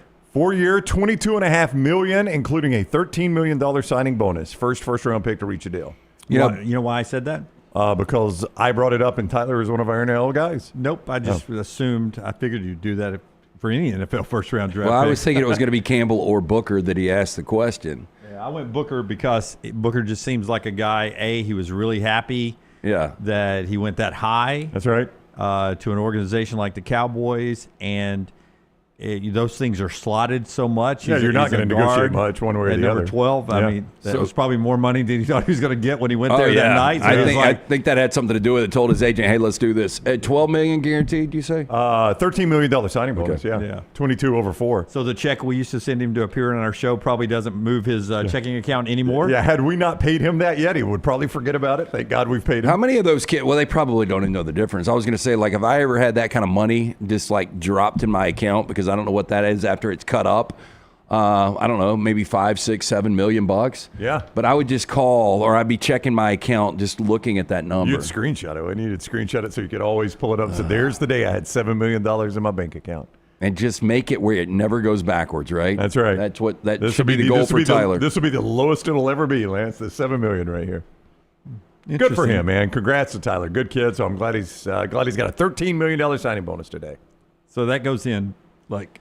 Well, it's up for money now. I don't know how quick you get it. I mean, I'm sure there are processes you have to go through, but I'm also sure No, Jerry goes to the closet and just gets a duffel bag. Can you take cash? You might take cash. He puts it out in big stacks of bills. For our buddy Tyler Booker, that's fantastic. What was it broccoli, his pizza topping? That was weird. Cauliflower? No, cauliflower was the crust. Yeah, it was something weird because it was the Connecticut-style pizza. Yeah. Was it broccoli, Forrester? Tyler, was it broccoli? I do not recall. It was something funky. I want to say it was broccoli. I want to say it was broccoli. And he couldn't believe our reaction to that, if I remember right. He might have said like a chicken broccoli cheese pizza. It's something. I don't know why I think that. It's kind of close to that. I think, the only time I ever eat broccoli is if I go to Baumhauer's and I get that black and white chicken, and it's got a side of wild rice and broccoli, but the broccoli's really good. It's steamed. Yeah, dip it in the white barbecue sauce. I know. You drag it through that white barbecue sauce. It's really good. Why are you eating broccoli at that point? It's going to drag I'm going to eat the sauce one way or another. Yeah. So good for Tyler Booker. Let him buy everybody a chicken, white sauce, broccoli, cheese pizza. Doesn't sound good at all. I'd eat it with Tyler, though, man. With Book, if we sat down and broke bread with that kind of pizza, I'd do that. Right.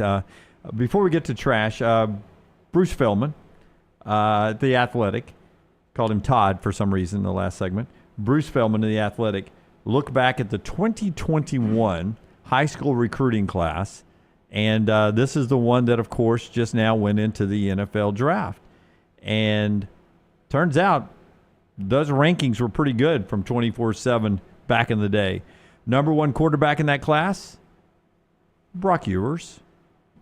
Quinn Ewers. Quinn Ewers. He did pretty well in college. Yeah. Not in the NFL. Seventh round pick by the Dolphins in the NFL, so he's got an uphill battle, but a terrific college career. Yeah, he's kicking himself in the ass for not coming back. Number 2 in that class, Caleb Williams. It's worked out for Caleb. Yeah, I'd say so. Number 4 in that class, Drake May. Worked out for Drake. Yep. Yeah. Number 6 in that class, J.J. McCarthy. Yeah. Without injury, probably starts this year. He's won a national championship first round, and he is. I think he'll end up being your starting quarterback. Number 13 in that class, Jackson Dart. Again, he's going to be the starter for the Giants, right? Yep. Number 19. No, Russell Wilson will. Whoa. Yeah. Oh, that's right. I forgot about that. Number 19 in that class, Garrett Nussmeier. Maybe win the Heisman. Projected to be a lottery pick next year. Number 58 in that class. Is he going to the NBA? 58th quarterback. Right. The 58th quarterback. Not the 58th ranked player. Yeah. Cam Ward. Riley Leonard. Shedeur Sanders was 37th. Yep. You know, we did this. You did it the day after the draft. That's pretty impressive. No, it is very impressive. 37. Yeah. I mean, and Riley Leonard's 58th. But, I mean, look at the value you get in Nussmeier was the 19th ranked quarterback. Pull up that 2021 recruiting class, Brownie, just the quarterback position. Who are these other guys that were filling in between Caleb Williams at 2 and Drake May at 4? Well, who did Alabama sign? You know, they've got to be above that. Right, in 2021, 2, 3, 4. Was that maybe Julian Saban back then? No. Nope. It's going to be, that's going to be, is it Ty Simpson? Has he been waiting his turn that long? I don't know. All right, so this is the 2021 signing class? 2021 signing class, recruiting class. Okay, Alabama. Should have Quinn Ewers at the top. Well, I'm doing Alabama first, just to Okay. see which quarterback they signed. I'll tell you what, I don't see a quarterback in here. Surely they did. Oh, Jalen Milroe. That was the quarterback they signed. Four stars out of Katy, Texas. Hey, worked out for him. They didn't. Yeah. Bruce didn't mention him in the story here for some reason. He did not. I was going to see if that's the only QB they signed in that class. I think it is. Yeah, that was the only quarterback they signed. They were like, man, we got our guy. Let's go. So, yeah, Jalen Milroe. Yeah. Is there a way to quickly look at all the quarterbacks in that class? If you'll give me Tuesday, you got something you can read real quick? Yeah. Do a read real quick. We can tell you about our friends at Johnston RV Center. No, I'll tell you what. fine. I'll do Champies. Okay, do that. ChampiesChicken.com. ChampiesChicken.com. Highway 119 in Alabaster. They bring you this hour of the show all the time. Go by. I was just playing with you, Brandon. I know. Go by there and take a look at our friends at Champies Chicken. That Mississippi Delta recipe tamale is so good. It's a great way to start off a meal. Some people like it as the whole meal altogether. Some people like it as a side item to go with their fried chicken. However you want it, Sterling will serve it up for you. And all, the signature is the fried chicken. Brined overnight, cooked to order. Nobody does it better than Sterling. Highway 119 in Alabaster. It is ChampiesChicken.com. Did you mention Kyle McCord? I did not. He was fifth. Fifth. Kyle McCord, who's now who drafted Kyle McCord? Where did McCord go?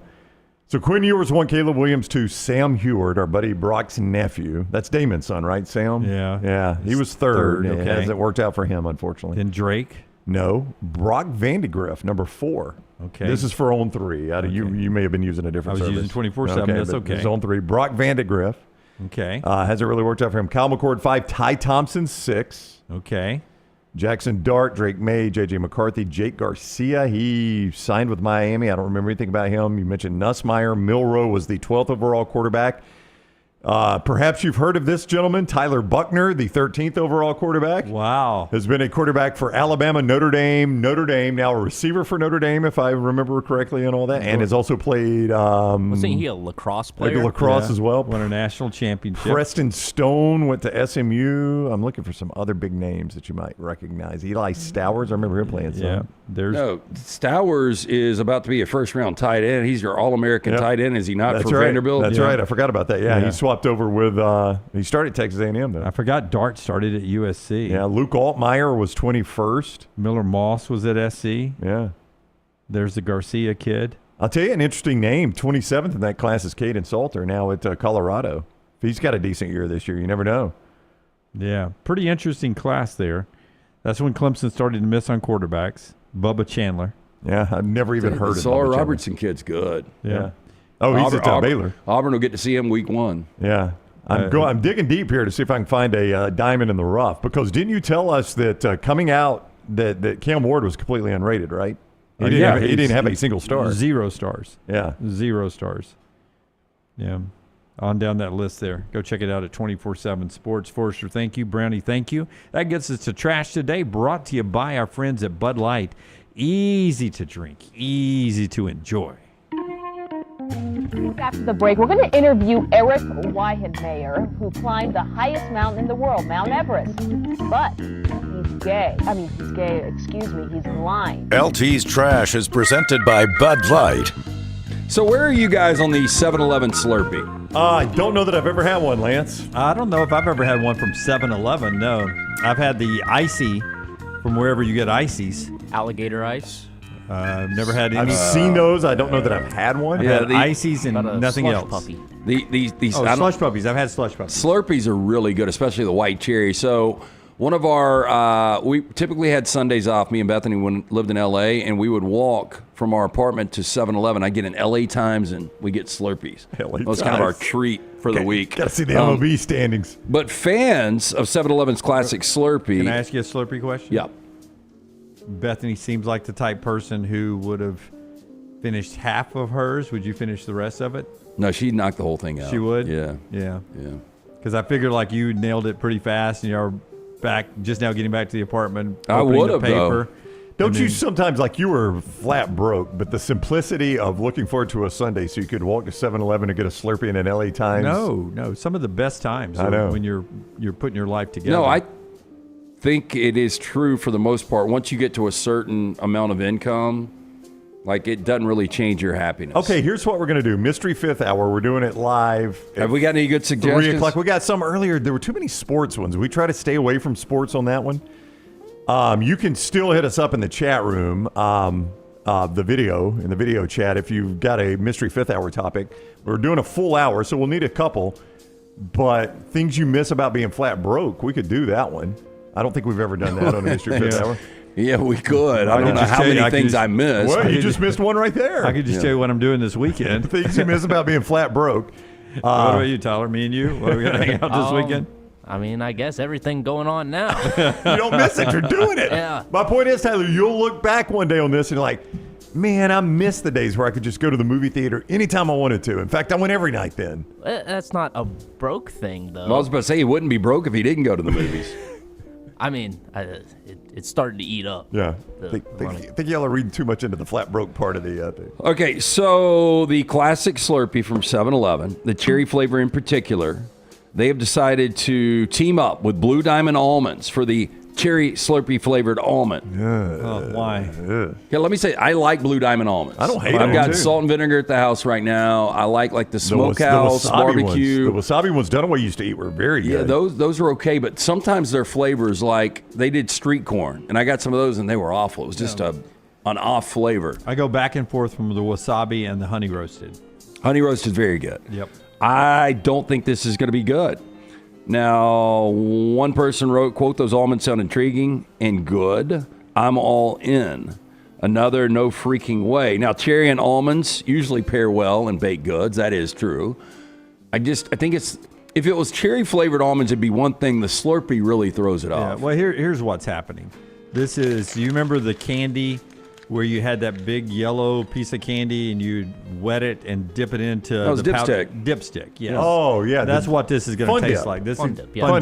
Fun dip. And it was like a vanilla flavored stick. The stick was the best thing about it. The stick was the best part. There were a lot of times I would only eat the stick. So what has happened here is they've rolled the almonds in that kind of stuff. Yeah. And that's sticking to the almond, so that's what you'll be eating. By the way, when my kid, she doesn't do it much, but my youngest would get Fun Dip and want to eat it in the car, I'm like, God, this is going to be such a mess. And sure enough, I look in the back seat when she gets out, Fun Dip everywhere. My parents banned it from the car. You can't eat Fun Dip. You can't eat it without making a mess. There's going to get, the powder's going to get and the worst is like going to get a Blizzard or something from DQ.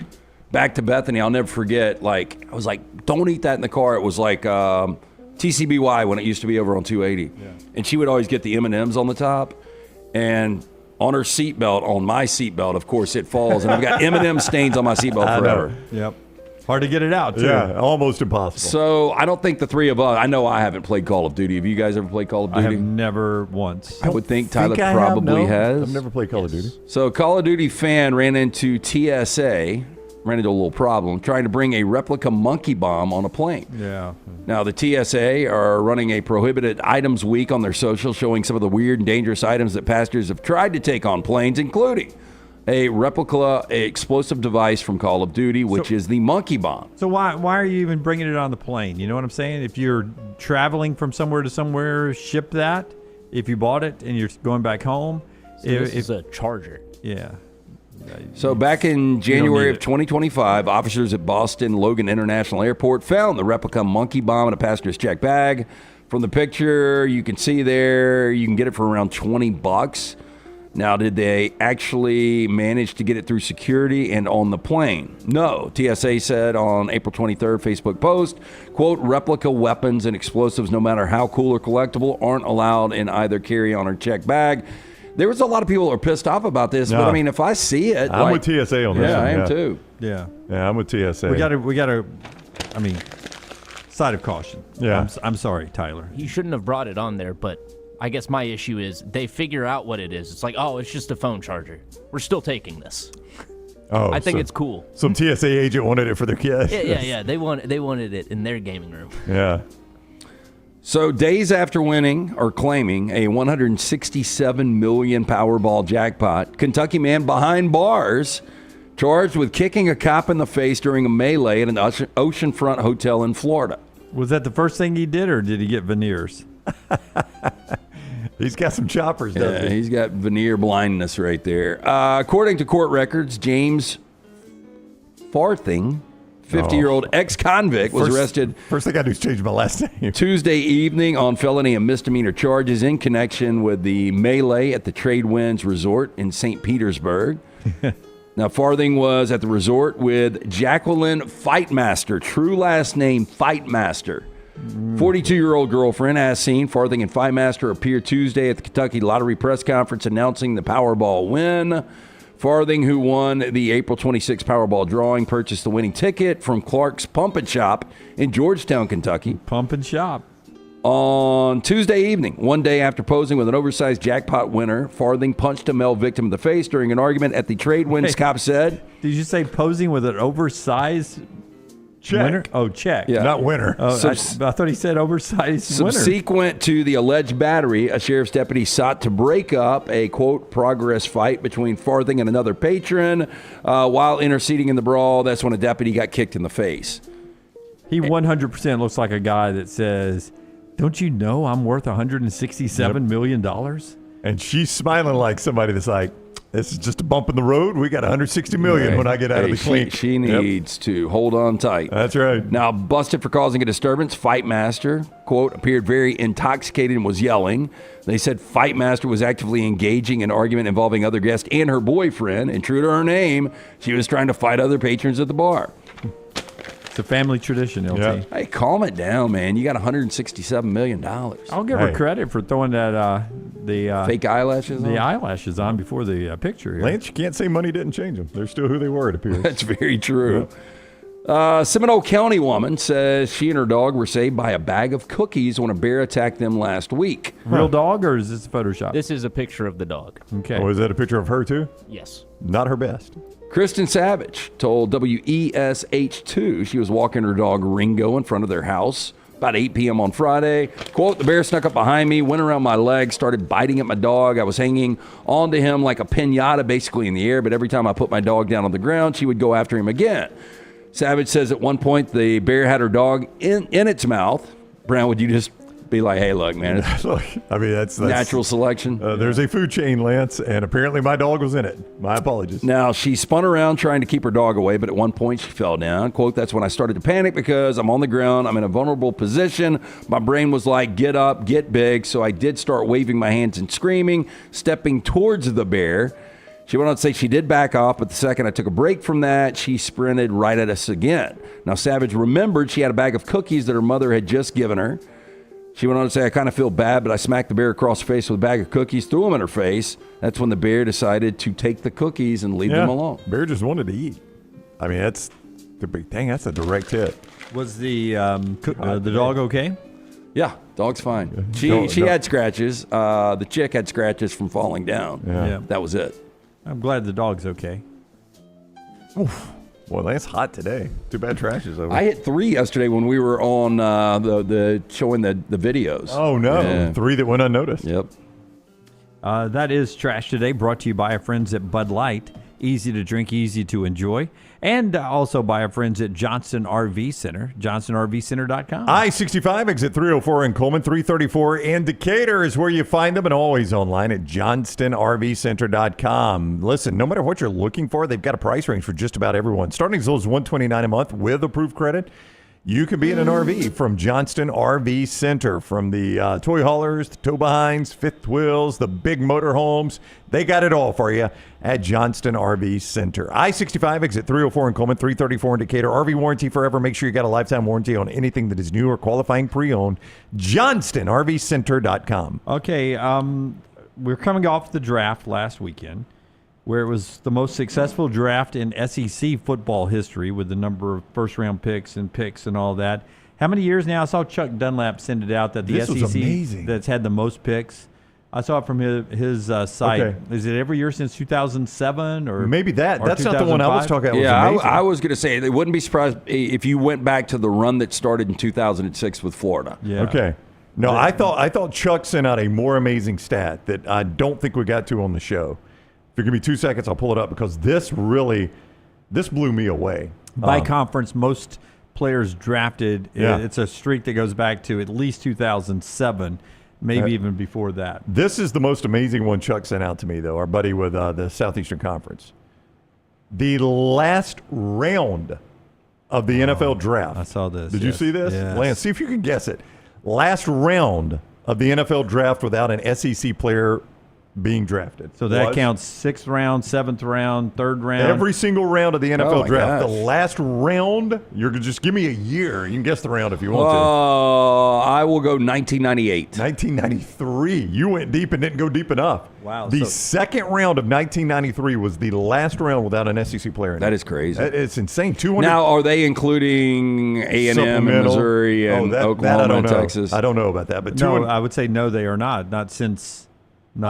I would imagine it would be a current school at that time. When they were at that time. That's like 200 now Texas and Oklahoma counts. 232 consecutive rounds. You don't have to go count that an SEC player has been drafted in the NFL. That's insane. That is crazy. Yeah, I saw that when Dunlap put that out, and it's insane. So, too, is this. Remember that Georgia team we saw in Indianapolis that beat a pretty good Alabama team for the national championship? Yeah. Georgia played 37 players that night. 31 of them eventually were drafted by an NFL team. 31 of the 37. Yeah, look, it's hard to beat a team that has 31 NFL players. Yeah, that are not restricted free agents that just signed with somebody. 31 of 37 got picked by somebody that played against that Alabama team that night up in Indianapolis. That takes you back. I mean, I don't think anybody will ever break the record of that LSU-Alabama 2011 season, 2012 national championship game in New Orleans. That's the game where, and they played in the regular season too. I think all 22 starting defenders of that game were drafted. Yeah. That's crazy to consider. Yeah, that's the game that always stand out for me. But for Georgia, that roster, first of all, only played 37 players that night, and 31 of them end up being drafted. That was a heck of a football team. That were 1-1 against Alabama that year. I do wonder the Ohio State team that won the national championship last year, how many of those guys ultimately will be drafted? Yeah, because they got the two best players in the country who... One of them's not even going to be draft eligible. That's right. Yeah. Caleb will go first, and then Jeremiah Smith. All right, that's the show today, and that's the week, unless you count what we're doing a little bit later on this afternoon. We hope you'll join. Set your alerts. 3 o'clock, we're getting you ready for the Indy Racing Series in town this weekend. The festivities going on today already at Barber Motorsports Park, and we're about to go out there and have a little fun.